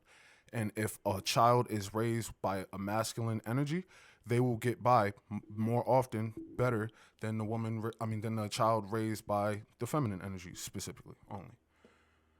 That being said, but also saying that though, same thing. No, but the context of that is saying the woman's role within the relationship. Yeah. Meaning, if a woman is not in a relationship, the child won't be successful. Whereas the dad plays his role regardless of the mother. That it's kind of fucked up to word it that way, but I guess that's how I would take it personally, as in a father is always going to be a father, but a mother needs a husband to be a proper mother. It sounds really fucked up, but that's kind of the implication of it. That was a painful sentence to have to hear. I feel you. But I mean, because like, that's the only way I could I'm if not you even ask saying anybody with a single mom, they're like, my mom held it down. Like, they were the strongest. They were the best. Like, shit. Most people I know that were raised by single moms, I was like, think their mom is the bee's fucking knees. They're the badass bitch, strong woman. Can I speak from a single mom perspective, from being raised by that? Because I came up with my grandmother, and from 12 on up, I was with my aunt. Love my aunt. She held everything down. She was a great person, a great support system, and everything. That being said, I could look back and see the negatives of being raised by her alone without having a responsible masculine energy there. I can look at myself and see how I am. Here's something real simple, and I could assume what you might argue with what I'm about to say, right? I remember asking my aunt what she wanted me to do prior to her passing away, right? And she knew I wanted to do music and everything, and she told me, I don't care what you do as long as you're able to take care of yourself and support yourself. And I appreciated that, and I felt good about that, And it gave me a confidence, and she was always there to take care of me and everything. But then now, years later, I look back at my 17-year-old self, and I'm just like, yo, I wish she told me, yo, here, go do this program and get this job. It's like, I wish if my grandfather was younger and he was around more, and he'd be like, hey, go do this. That direction that you are probably going to say isn't only available from a man, whatever. I'm not saying that a woman can't help guide people. What I'm saying is, within that specific dynamic, my aunt was doing everything that she could, that she was supposed to do, and she held it down. I love her. She never did anything to negatively affect me. It was the absence of other energy that led me to where I was at, that lack of direction. And every time I was around other sorts of energy, it was not the type, the caliber that I had respected. You know what I mean? So within that, I get it. I get how that could lead, because it's not to say that the kids raised by the single father will be happier. It's that they will be more successful. It's not to say that they will be more loving. It's literally on paper, but still, it still says something. The father is probably just more strict. more strict, go to school, blah, blah, do this, get a job, blah, blah. So on paper, they're more successful, whereas the mother is more likely to give you other tendencies. You watch her like work hard and you love her for it, but then that affects you in a way. And like I'm speaking from firsthand experience within that. Yeah. Successful depends on your idea of success. On paper. If you mean like on paper, like you have money, you have house, you have thing, you are successful. Yep. Okay.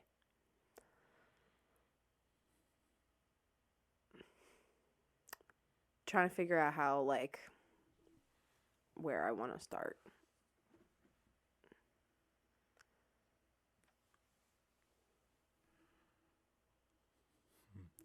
I'm not saying that, like, I see what you're saying. And to an extent, I agree with what you're saying. I don't agree that it is right, like, or, like, just, I should say, and not right. But I don't agree that it is just, but I do agree that that is how it is. But what I do want is food for thought. Yeah. You said that if you had that male figure, do A, go get B, do C. Like, tell you what you'd be doing. Well, to clarify, I said if I had the responsible male figure, that masculine energy, I would have had more direction and more guidance towards success, opposed to my aunt leading with emotion. She said, as long as you can take care of yourself, be happy. That's because she was a woman and she moved forward with emotion. She loved me and she wants me to be successful as I can, but she wants me to be happy. My father would have, well, not my father, my masculine energy would have said, yo, come do this business, because men are more focused on the success aspect. It's the same reason why you see a lot of women who are raised with strong masculine figures tend to be more educated. So, see what you're saying.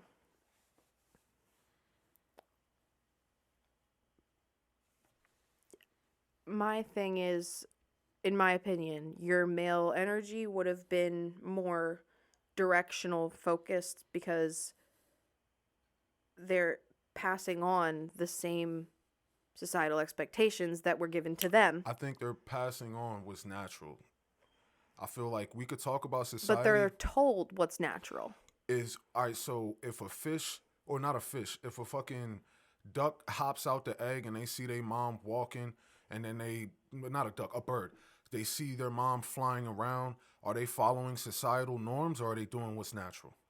When a bird flies for the first time and they flap their wings because they saw their mom and their brother and their father flap their wings. When a bird flies for the first time, it's because they get pushed out of the nest by the parent. And they don't always make it. But what I'm saying is when they fly, are they doing it because every other bird flies and that's the societal norm? Or are they doing it because it's natural and that is what they do? That is how they live and move. That it's natural. That's a bad comparison, though, because we don't have wings. Like, you know what I mean? There's nothing that you can say. Natural things that we do, and I feel like we're trying to fight it since, like, we're at a point where we could talk about a penis being the thing, being our wings. No, that's not enough. Okay, well, we do this as men, like, always have done this. That's societal. That's not natural. What is natural at that point? Because we can look at what we do, what always happens, what is statistically likely to happen, and we're telling each other, no, that ain't it. And look at where we end up from it. The divorce rate's as high as fuck right now. People are in their 30s and 40s, unmarried, fucking divorced, whatever. Now, back in the days, you could say what you want about just people being assholes and the system being fucked up on women. Cool. Marriages lasted longer. People want to say now, oh yeah, they stayed together for 50 years, but your grandma was abused and blah, blah, blah. Cool. That's fucked up. I'm aware of that. It's not right, will never be right to abuse people, men or women. That's not cool. That being said, the reason that the family was more successful was because they stayed together and fell into the roles. I believe men abused their position at that point in time. The fact that men were putting their women down to that point is fucked up. And there is a natural role that we should play, and there is a balance. My personal goal If I had my perfect world, I would have my business. I would have my wife. My wife does not have to work if she does not want to work. If she doesn't want to work, she can raise the children. That being said, I would like her to be a part of me and my life. If she doesn't want to work, cool. You could at least like fucking print some fucking flyers or something. If you're contributing to the family, we're good. But I don't want my wife to do anything she don't want to do. I want to give her that option and be able to provide that. And I would like, in the same way that the video said, all that shit, I'm with that shit. That's real. And most men feel that way. And there's a lot of dudes that we just got to wait longer now, because that's what's really starting to happen. It's like dudes in their 20s, they're trying to build themselves, but a lot of them are distracted. A lot of them are not focused on their purpose, not focused on growing as people. We're running around, we're fucking around, like in the way you said, living in the moment. Where I agree, sometimes you got to live in the moment, but we get so caught up in living in the moment that 10, 20, 30 years go by, and then we want to wait until it's all done to go find somebody.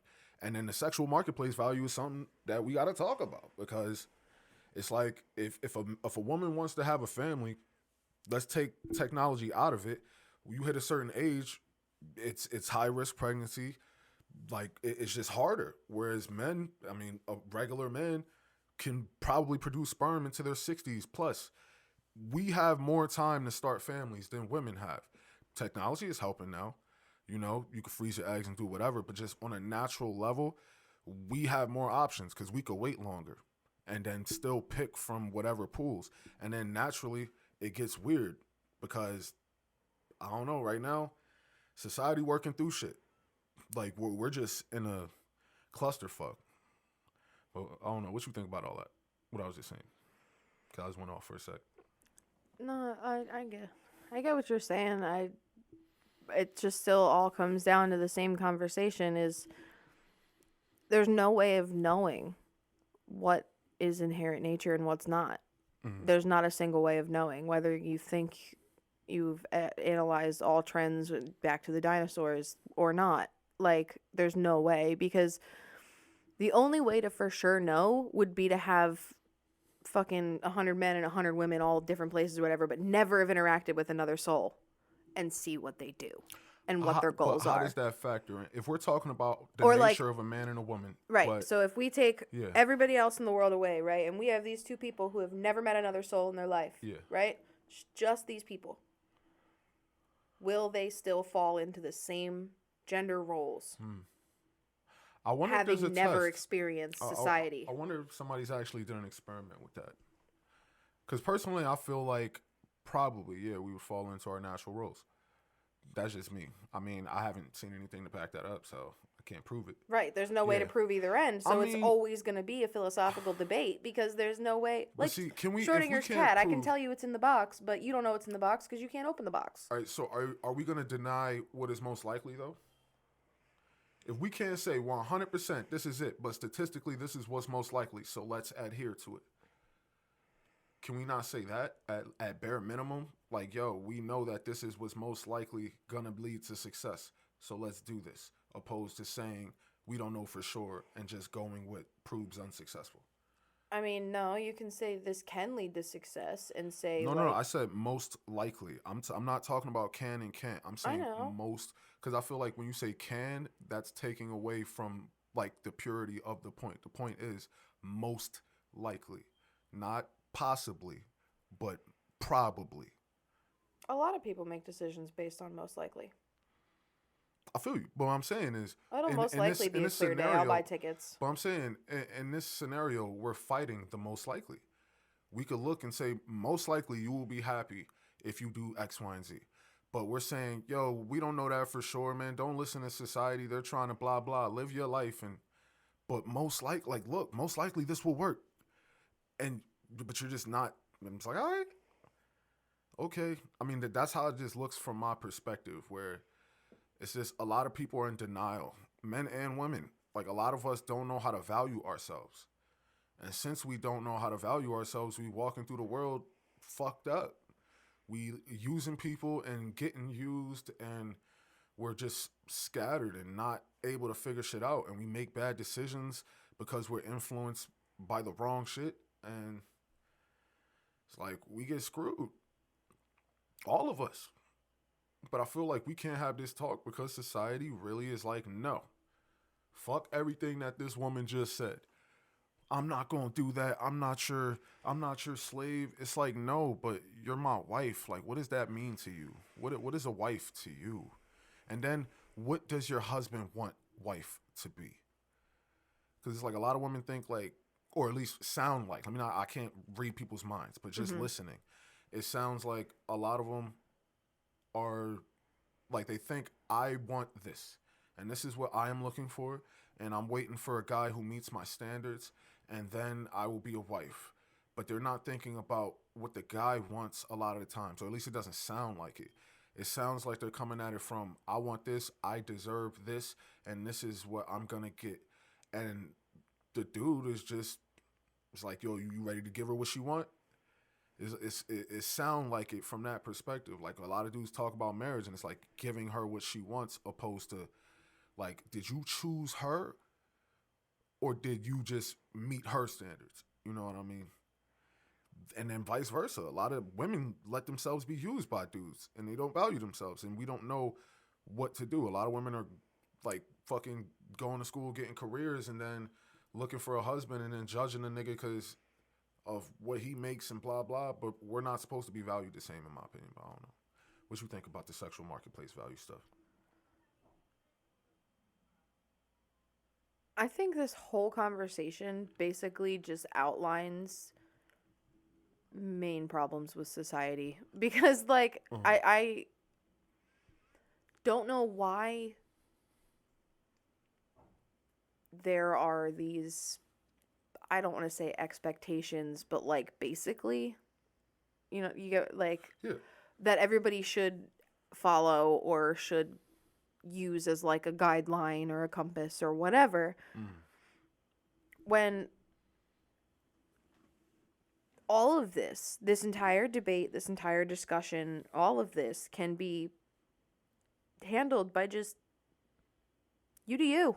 Like, you know what I mean? It doesn't have to be, you know, I feel like this didn't even have to be a conversation because nobody needed to tell anybody what their roles were. Like, I disagree. Continue.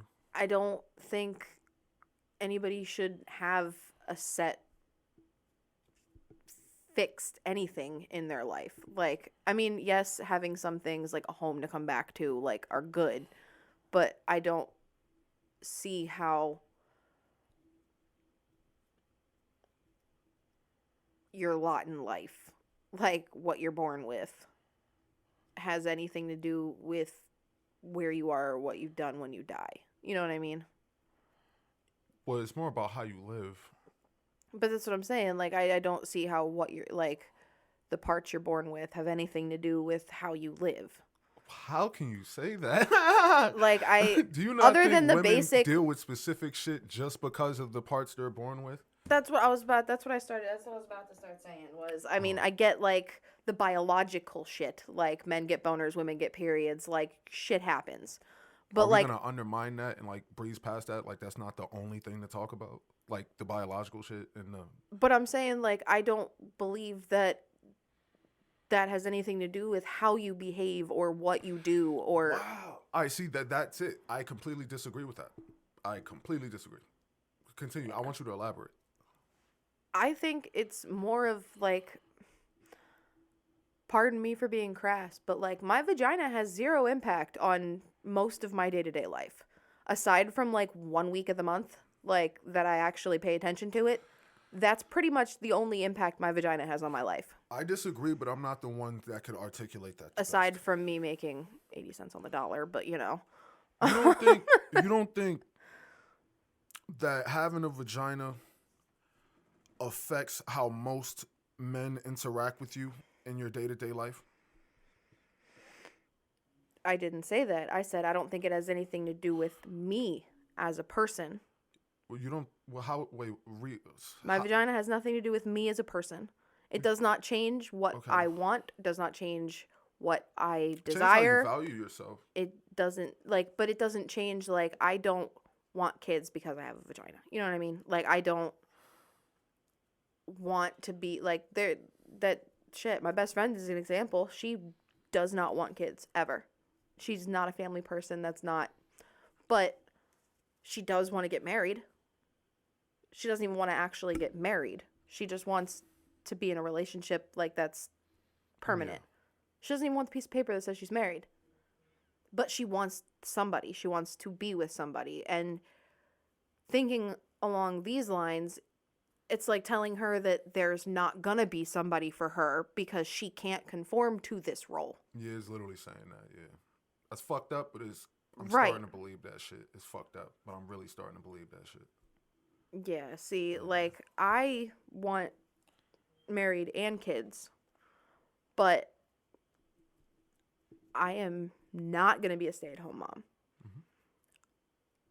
I do not want to be the one cooking dinner every single night. I do not want to be the one cleaning the house. I do believe in 50-50 division.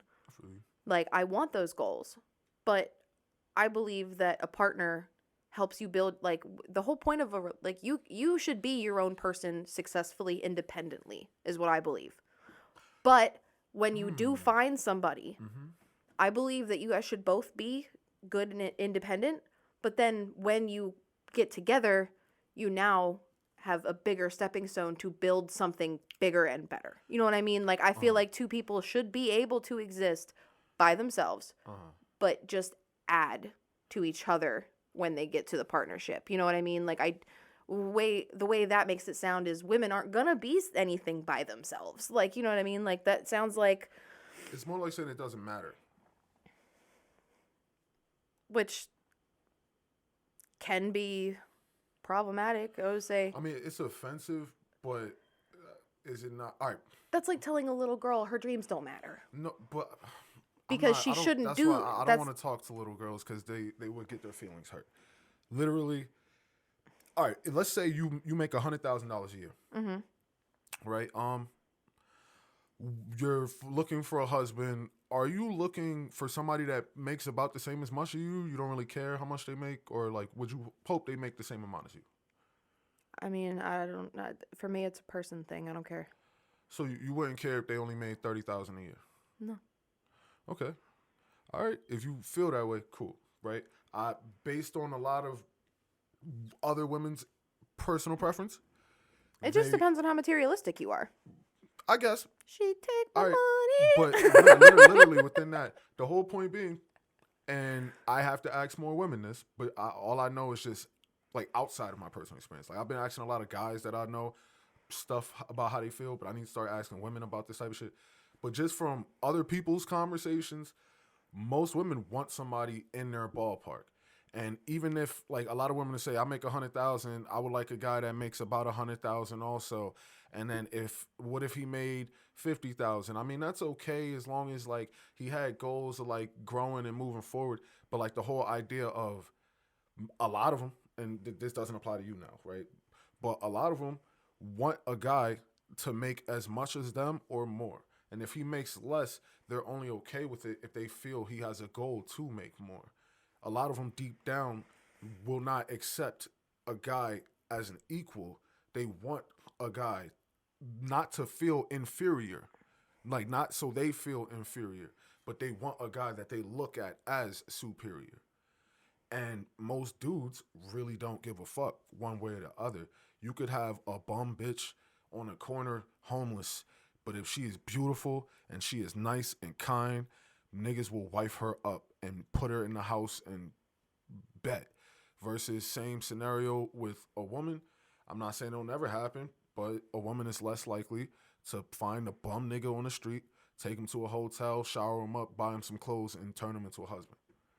Whereas most dudes, truly, if a nigga got enough money and he really don't need his wife to have nothing, then he really don't care if his wife has nothing. Like, really don't care. But it tends to be different with women. Women do care what you have because it's natural. Women care about that type of stuff on average. Not every woman, not you, because you, again, say that you would be okay with the working. But most dudes don't care. We don't value stuff the same way. And that's our issue. Like, saying things don't matter when really it doesn't matter to you as a woman. But most men, it matters. And the fact that you feel it doesn't matter is why we get into these problems. And when we try to talk about it, we're called problematic, and then the conversation's over. And then it's just not balanced. Now people are unhappy because we're not getting what we want.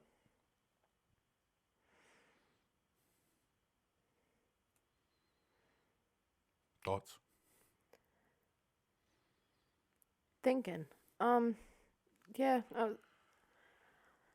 I feel like I'm beating a dead horse at this point because, like, I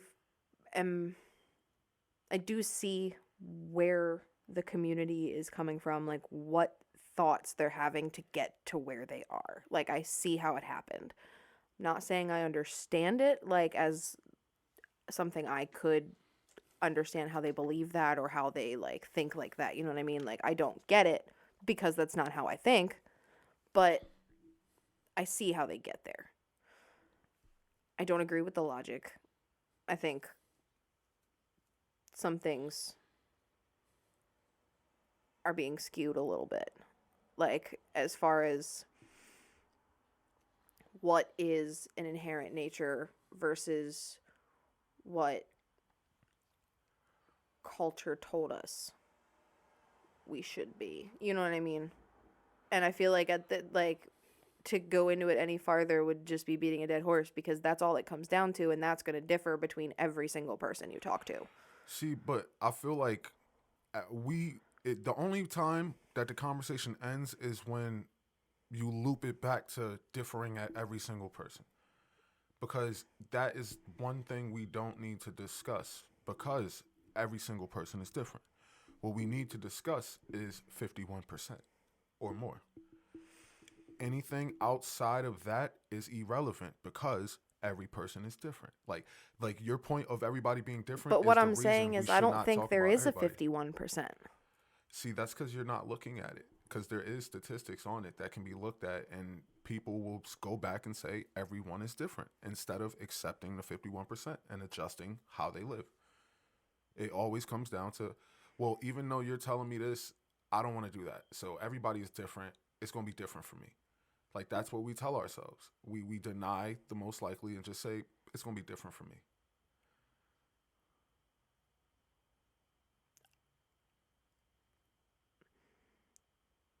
There are, what, 7.2 billion people? Some shit like that. Something like that. Yeah. I don't think it's possible, like, to have a pure, true 51%. And by that, I mean perfect sample size, perfect, like, a little bit of everywhere, like, over this many time, this many years. Like, you know what I mean? Like, have the perfect You're denouncing statistics. data. You're denouncing statistics so we could focus on an individual that feeds into your narrative. Opposed to looking at statistics, we are trying to invalidate statistics. I'm saying I haven't seen any I statistics. know. I'm saying I'm not talking about any specific statistics. I'm talking about the idea of statistics because we haven't talked about any numbers. Every time I say if we have statistics, you invalidate the idea of statistics without even looking at numbers. You're just saying even if we had the numbers, still I'm going to feel a way about it because everybody is different. I'm saying I would need to see where it comes from because people use statistics to give you the wrong idea all the time. Melissa, we already established how people do that and how I consider that disrespectful and how within our specific scenario, we would have the study and have all the data and have everything. That has already been established within the context of what we're speaking on right now. So with that in mind, you would still invalidate the statistics because you feel everyone is different. Because of that, we can't move forward. Not because it's a nature versus nurture beating a dead horse, but because you feel a way about it and will not let the logical answer move forward. A logical answer, follow the statistics. Emotion is like, I don't like that. I don't feel that's right. I feel like I feel. Everybody's different. Okay, but the 51 is right there, and it's 51% of however many people were in that specific case. We could look at that, but at every point when we have evidence, if we had evidence, again, we're not even looking at no numbers. If there were evidence already, without even having numbers, you're invalidating it. You see? I never said I didn't trust statistics. I just said they needed to be reputable. They needed to be accurate data, like scientific. They needed to have different variables, control variables, like, you know what I mean? Like they just needed to have evidence to back them, not just some random statistics. That's the only point I was trying to make with that. I feel you. It's not what you just said just now, though, but I feel you. I feel you. Like, I don't think there's any way to have a pure 51%. I stand by that. I don't think there's any way. You talking about for the entire human race? That's what I'm talking about. Majority of people. Period. I mean, is 51%? Is 51 out of 100 not 51%? It is, but I'm saying How can you not have a pure 51% if you know how many you started with? And I don't mean by numbers. I mean, like, you can't have I don't think that there is a majority. Like, I don't think you can find the perfect sample size and say that, like, yes, there are statistics that say majority says this. Mm-hmm. Family Feud does a whole fucking game show on it. Mm-hmm. Majority rules. But I'm saying that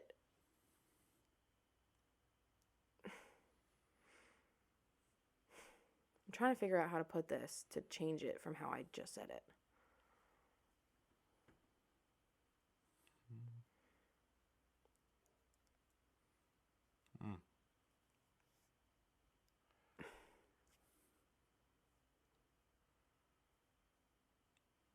Statistics are good. You just take them with a grain of salt. Like, you can't use them to prove definitive points because there's no such thing as a perfect experiment.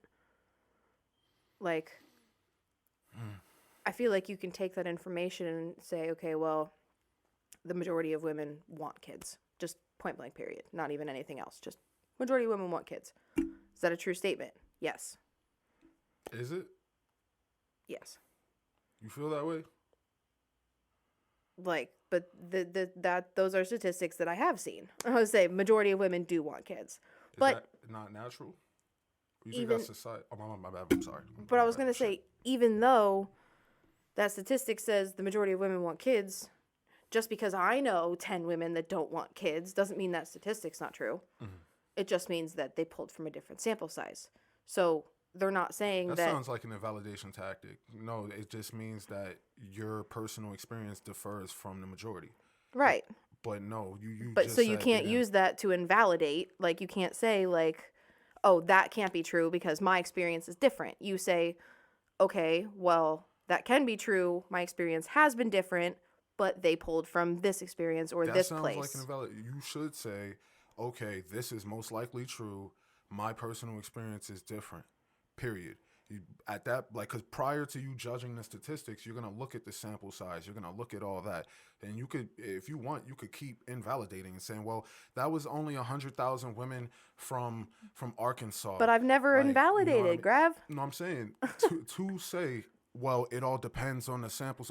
Obviously, that is a statement that is used to invalidate the statistic. Instead of saying my personal experience differs, but most women want A, you're going into saying, well, who are these women they chose? Obviously. That's not what I was saying. You missed my point, dude. Okay, all right, I'm sorry, I apologize. No, I would say it's okay. It's just, I'm not saying that I'm using that to invalidate the statistic. I'm saying, like, I didn't say you said that. I said that's what you were doing. Well, yeah, but I'm saying I'm saying that you can't invalidate the statistic just because your experience was different, because that statistic is still true, as long as it's from the source, whatever. Like, you got a good source. That statistic is going to be true whether you experience it that way or not.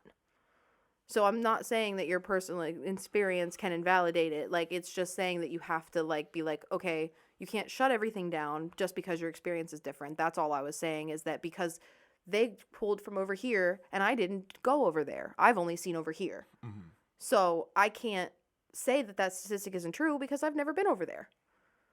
You know, my experience has been here and it's different from the statistic, but I can't say that that statistic isn't true because I don't want it to be, or because everybody's different. Yes, everybody's different, but yes, that statistic still exists. Like, it still says majority says this. All right, so based off of what you said, I just don't think that you can get any definitive answers, whether it's statistically or not, on nature versus nurture. That's why it's been a conversation since the 1000s. I feel you. I mean, look, we don't got to keep going back and forth on that specifically because I feel as though it really just comes down to how we view things, right? Because for the way you just worded it, I get where you're getting at as far as you can't invalidate this, statistics, but your personal experience, but you would look at it and say, well, look at the pool and their experiences are different than my experiences based on where they were. I get that. That makes sense. I guess for me, if it were somebody else not, that I was talking to, not you, I would assume they were being petty, right? I would assume that they were saying that to say, well, I experienced this, even though they pulled from a large pool and they did this whole study, it disagrees with what I've experienced. So, well, where were they from? Oh, that's just them in Arkansas that go through that. Yeah, my experience is different. That's kind of how it comes off. Where Well, if that's you like look at the only pool, watching Fox News and then saying you keep up with all current events. No, yeah, you keep up with yeah, Fox News. yeah. Like, it's the same thing. You need to pull from everywhere. You can't just say, like, oh, I only watch Fox News. Like, no, you want to watch NPR, or you want to hear NPR, you want to do CNN, you want to do ABC. Like, you want to get it from everywhere so you know you're getting the most diversified, non-biased opinion. So I'm saying take statistics in the same way. Take them as, okay, so this is majority. It is proven that this is majority. But don't live your life according to majority. Why not? I mean, like if we're talking about what makes sense, like statistically is most successful, why not lead with what is most likely to succeed? Because not everybody wants to be on paper successful. Who does not want to be on paper successful? A lot of people don't want to work to be on paper successful, but damn near everybody wants to be successful. I mean, you could elaborate. Like when that's why I defined it earlier. That's why I made sure to black and white, like on paper, financially successful. That's why I made that distinction earlier, because a lot of people wouldn't register success as having that. There's other people who would say success is being completely poverty stricken but having a loving wife and kids. That could be they're successful. You know what I mean? I disagree. That sounds like settling and appreciating what you have. That doesn't sound like a success. It all depends on if you think money makes the world go round or not. But it does. It's not even about thinking money makes the world go round. It's literally just... Well, just because like, that they can't have a lot of money, like they're settling for a family because they can't have money. But if you're what homeless, if that's you're his settling. goals? Nobody's goal is to be homeless. No, I for said no in reason. poverty. I didn't say homeless. But they got their wife and kids. All right, my bad. When I hear poverty, all right, so poor. I would say, yeah, Okay. I'm in poverty, but I've never been I feel homeless. you. You know what? You know what? All right, because when you said poverty, I instantly thought homeless. I guess if you got a shitty job or a shitty crib, but you paying your bills and your family happy, I could see that being successful. That being said, even though that you are successful within your life, that person will probably want more money to give his family a better life. The family that he loves, that he considers his success, he would want to give them the best he could possibly give them. And the more he has, the more he would give because he loves them. His idea of success is his family. And money would just add to that. It would just literally, he wants more It would money. add to it, but He it's not wants the money base to give his foundation of it. Yeah, I know, but he wants money so he can buy the wife he loves, whatever she wants, so he can get his kids new school clothes, so they can get presents on Christmas. All material. I doesn't think mean it he's all not depends on successful. how you would personally answer the question. Would you rather be rich and alone, or sad and, or rich and alone, or poor and in love, like poor and with the love of your life? You know what I mean? It all. I think it depends on how you would answer that question, to how you would. I actually don't know. Right. I would say, would you rather have all the money in the world, but never find love, or find the love of your life and your soulmate, but barely have 2 pennies? That's a hard question. Not honestly. And I think, and I I'm might going to go with the acknowledge. money. I'll probably go with the money. I'm like, yo, I could live my best life as an individual. I could still have sex. I can still have kids. I can hire nannies and raise children. I could literally do everything. I could have friends. Like I can, like literally. The inherent difference between men and Yeah. women is how we answer that question. Yeah. Women would rather have the love of their life and have 2 pennies to rub together. 'Cause you're more Most of them. emotional. Yeah. So like Didn't that. you disagree with me before? Yeah, but I'm saying like I just want to clarify that. no, I said I agreed with what you were saying. I didn't agree with everything she said. I would say because no, I don't believe that my sex has anything to do with like where I should be in my life at what point. You know what I mean? Whether I should have a family or a career or anything like that at any point in time or anything. Yeah. Like I don't believe that. But yes, there are, like I said, women's intuition's totally a thing. Like I do acknowledge that there are some differences, but I don't believe that they're big enough to have like a major impact on your life. Like as far as the hypothetical question goes, yeah, more women are going to say they'd rather have the love of their life. More men are going to say they'd rather have money. But I also say that with the societal culture we have built. Damn, hold up. I'm sorry, finish. I'm sorry. No, it's fine. I would say if we didn't have that, though, I don't know if that would be true still. Like, I say that is the truth and how it is now, but I fully believe that society has helped us get there.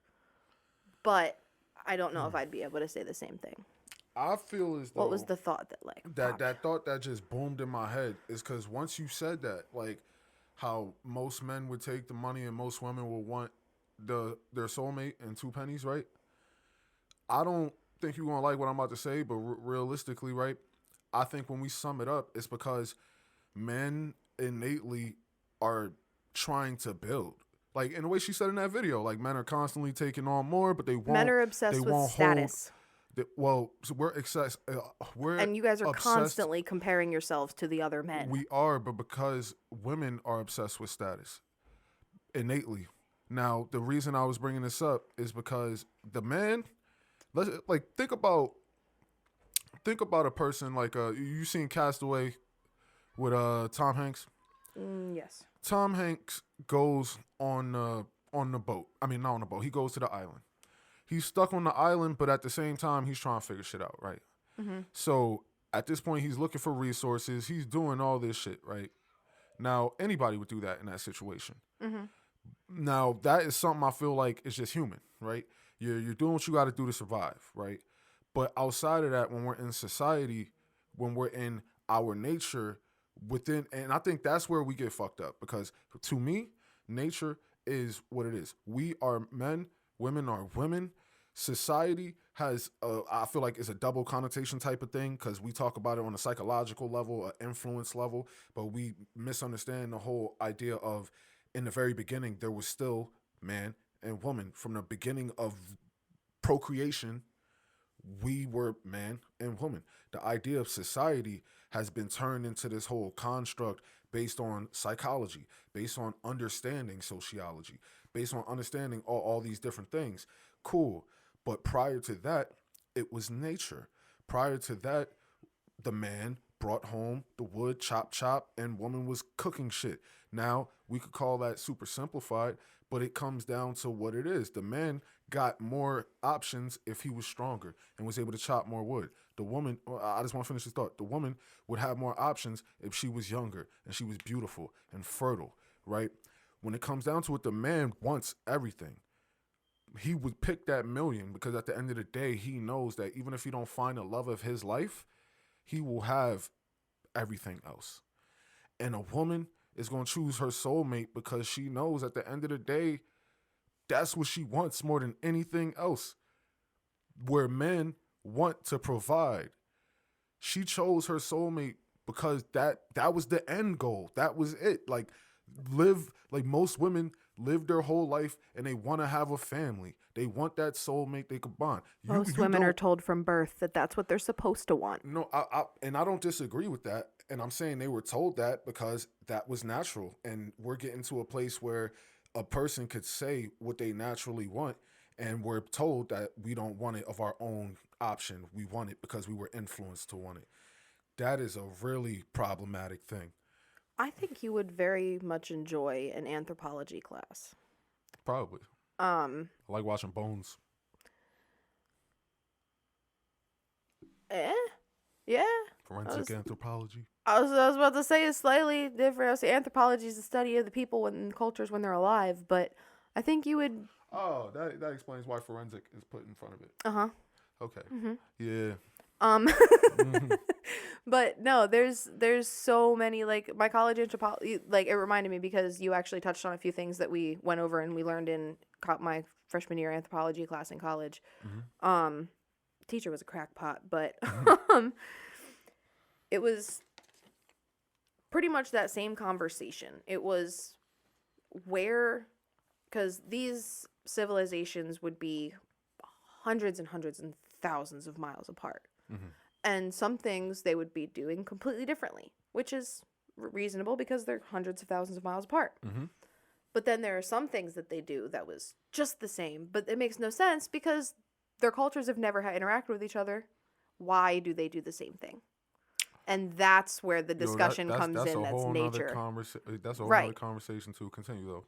But that's what I was thinking, that you would very much enjoy anthropology because of that. I would say because it touches on the same kind of thing, like whereas they would have never interacted, nobody's ever done anything. See, not to even get sidetracked, because that's a whole nother section of YouTube that I'm into also. Because, like, real shit. I mean, Okay. yeah, there's a whole nother section of YouTube where we could really talk about, shout out to Young Pharaoh. But I feel like it is very interesting, though, like, because I feel like that was a very, very good point that we got to. Because really, that's what it comes down to. Those innate differences between a man and a woman that we tend to say don't exist. It's like most men are going to say, give me that money. Like, you going to think about it. And the dude or the girl is going to be like, soulmate. And this is another aspect of this, right? Shouts out to And Patrice that's also O'Neal, another majority, R.I.P. too. Say what? I said that's another example of majority, too, because you can say girls will say the soulmate, but then there's 100 girls standing up and yelling at the background of their computer going, I'm not that girl, I'm not that girl. I feel you. You. And then we could talk about what influenced those girls to make that decision.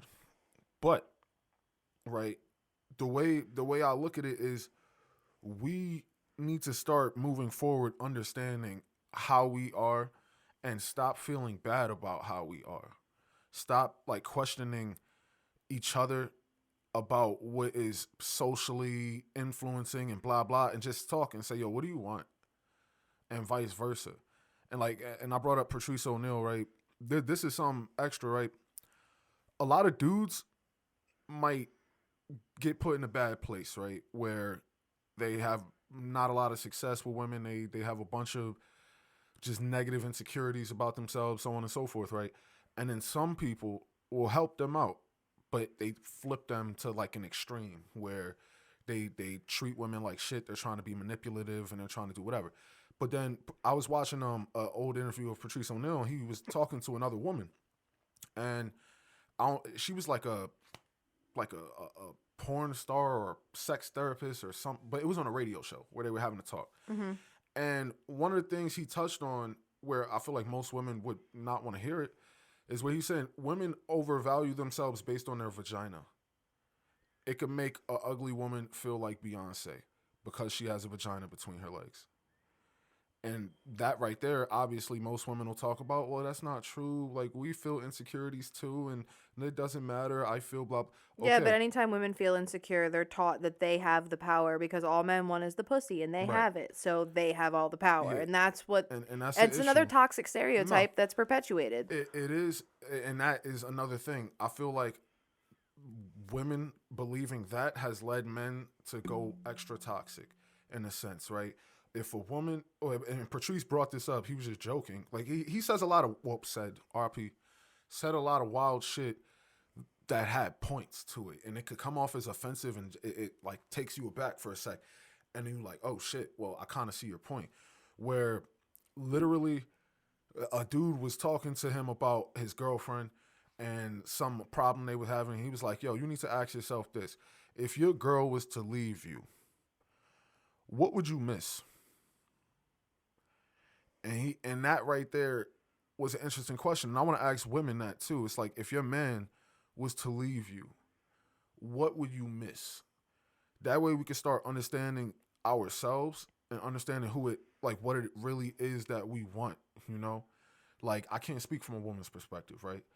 But from most dudes' perspective, we might feel uh intimacy to a point, like where it was like, damn, like if you really like a girl, you do want to lay up with her, you do want that interaction. But realistically, you gonna feel differently about it than probably a woman. I'm asking, I would like to know, like, in your past, right, in your past relationships, take the way you ended, right, like, let's just say when things were good with whoever, any relationship you've had in the past, prior to any negative thing happening, what was it that you feared about losing a person? Like, what is it that you valued within that person as a man that, like, that you could not, that he provided to you as a man, that nobody else, that you couldn't get from anyone else, that you valued him?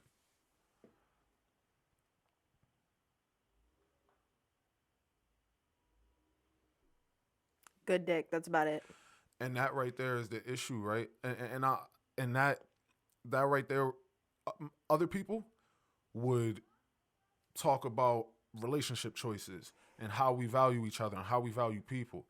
Because if it really sums up to that, then why are you together, right? Within nature, right? What roles do we have? And then you could look back and see, well, okay, no wonder it wasn't successful. You know, like you could look and see, oh, so and so cheated on so and so.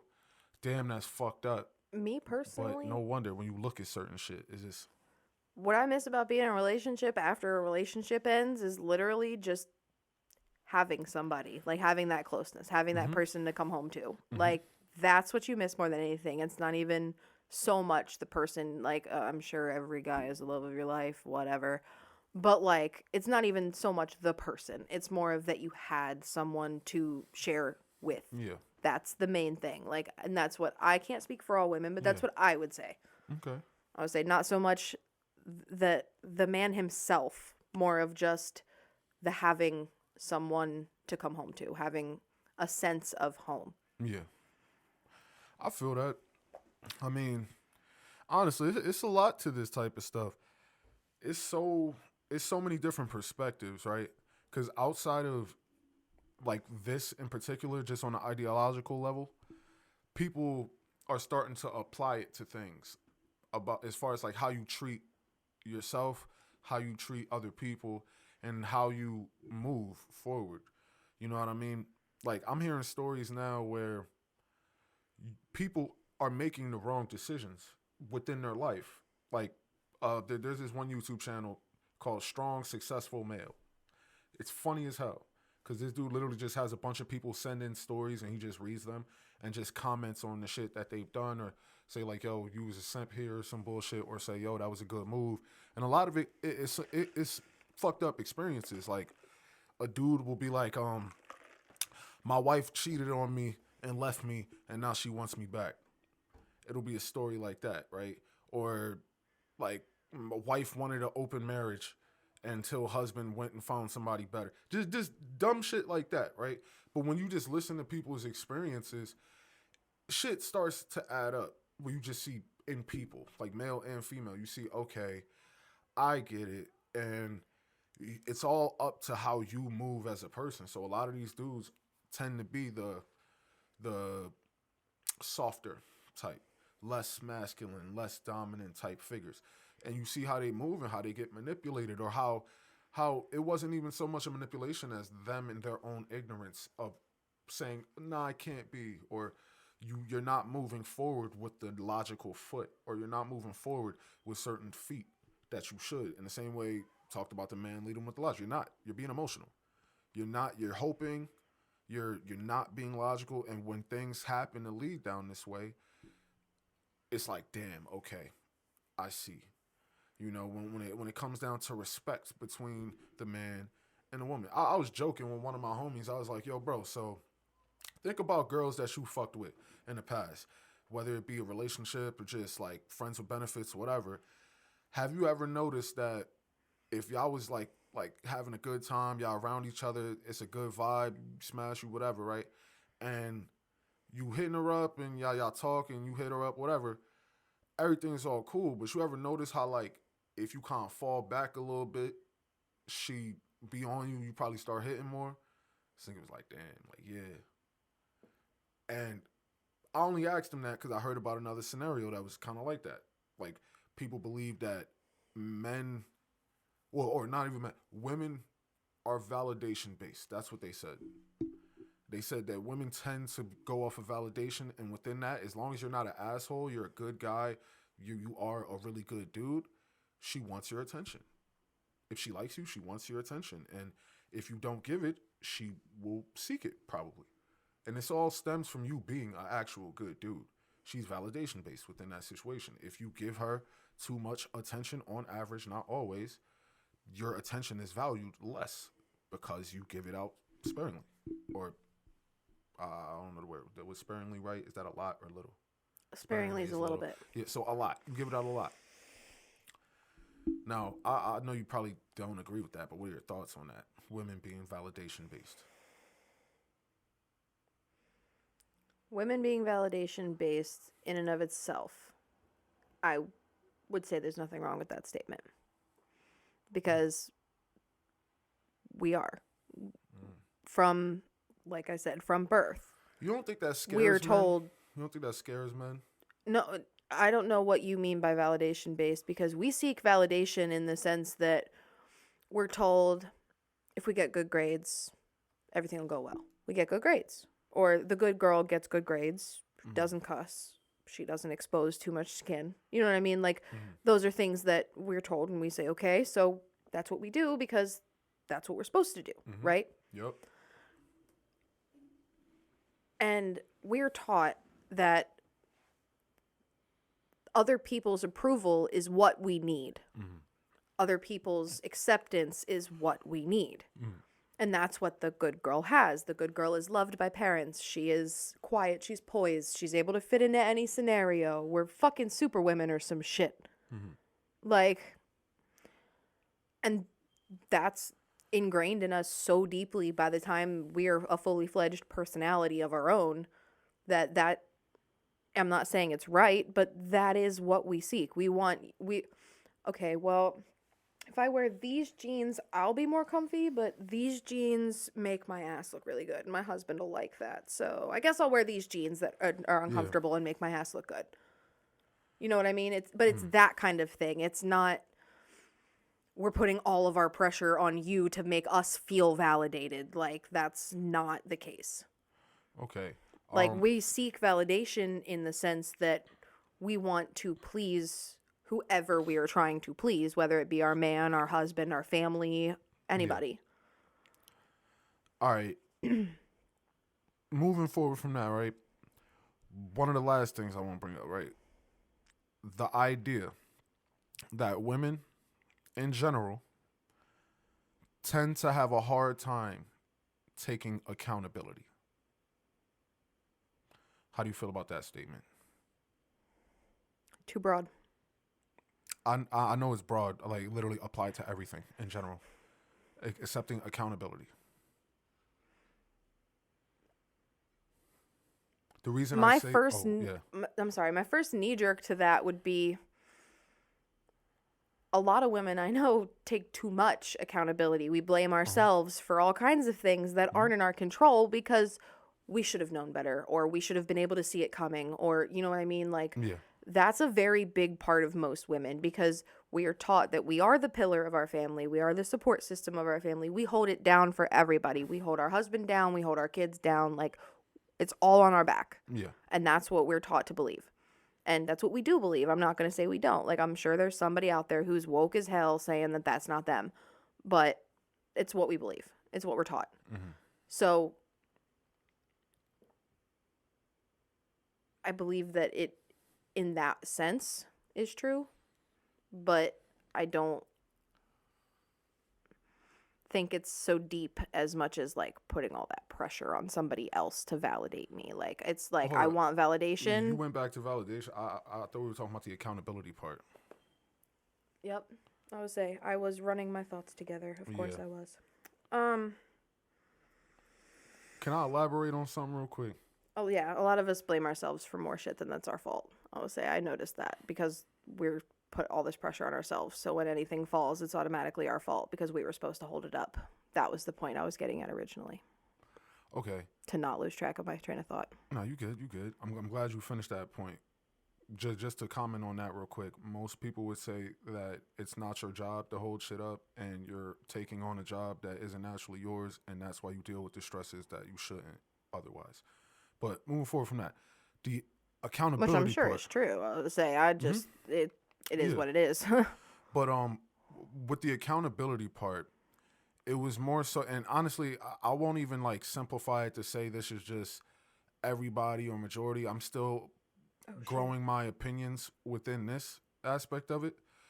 But I'm just, again, asking most men. It's like, you ever notice that if a woman that in your life, and this is men talking to men, have you ever noticed if a woman in your life has done something or like fucked up in some capacity, do they tend to have a hard time taking accountability? And then most dudes that I've spoken to are like, yes.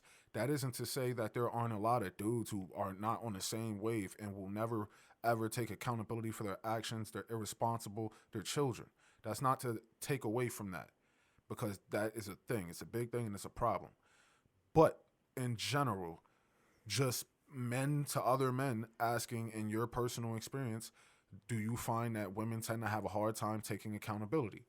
And then I start to hear, yes, most men, when they're in a fuck up scenario, and I can't say most as though I've talked to all niggas, just me personally, what I speak to, I see a lot of dudes that are on the lack of accountability stuff, right?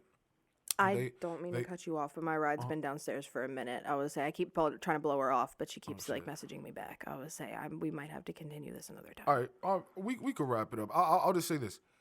I noticed that the accountability problem is something that we can't really pinpoint to a gender, but a lot of women have a hard time seeing where their accountability comes into play. I only thought of this because every time you say society, it sounds like you were not trying to take accountability. You were trying to put it on society opposed to it being natural and you not liking what that means. You're saying it's society because you don't want to be accountable for your nature, because you don't like where it puts you or makes you feel. Actually, I was blaming society for most of the men's problems. I mean, I feel like society has a large issue, but I'm talking about when it comes to certain issues that are based on you being a woman, you will not be accountable for that. You would rather say, nah, it's because society's told us since we was little. No, it's naturally because you're a woman and you're not taking accountability for that. That is the issue. But we could end this here. But can you can't definitively say that. That's my thing. You can't say like, no, this is because you're a woman, and if you arguing with that is you not taking accountability. No, I'm not saying that that's what it is. I'm just saying it sounds that way. I can't prove it. I'm just saying, like I said, I'm still learning, and dudes be on that bullshit too. I'm just saying how it sounded and why I brought it up, because it made me think of that. But we could definitely talk more another time. I'm glad you came. This was an interesting conversation. I don't even know how long we went. I would say it's been a few hours. I would say it's like almost 7. Damn. Yeah. But all right. I think we started this at like 3:45 is when you finally got set up done.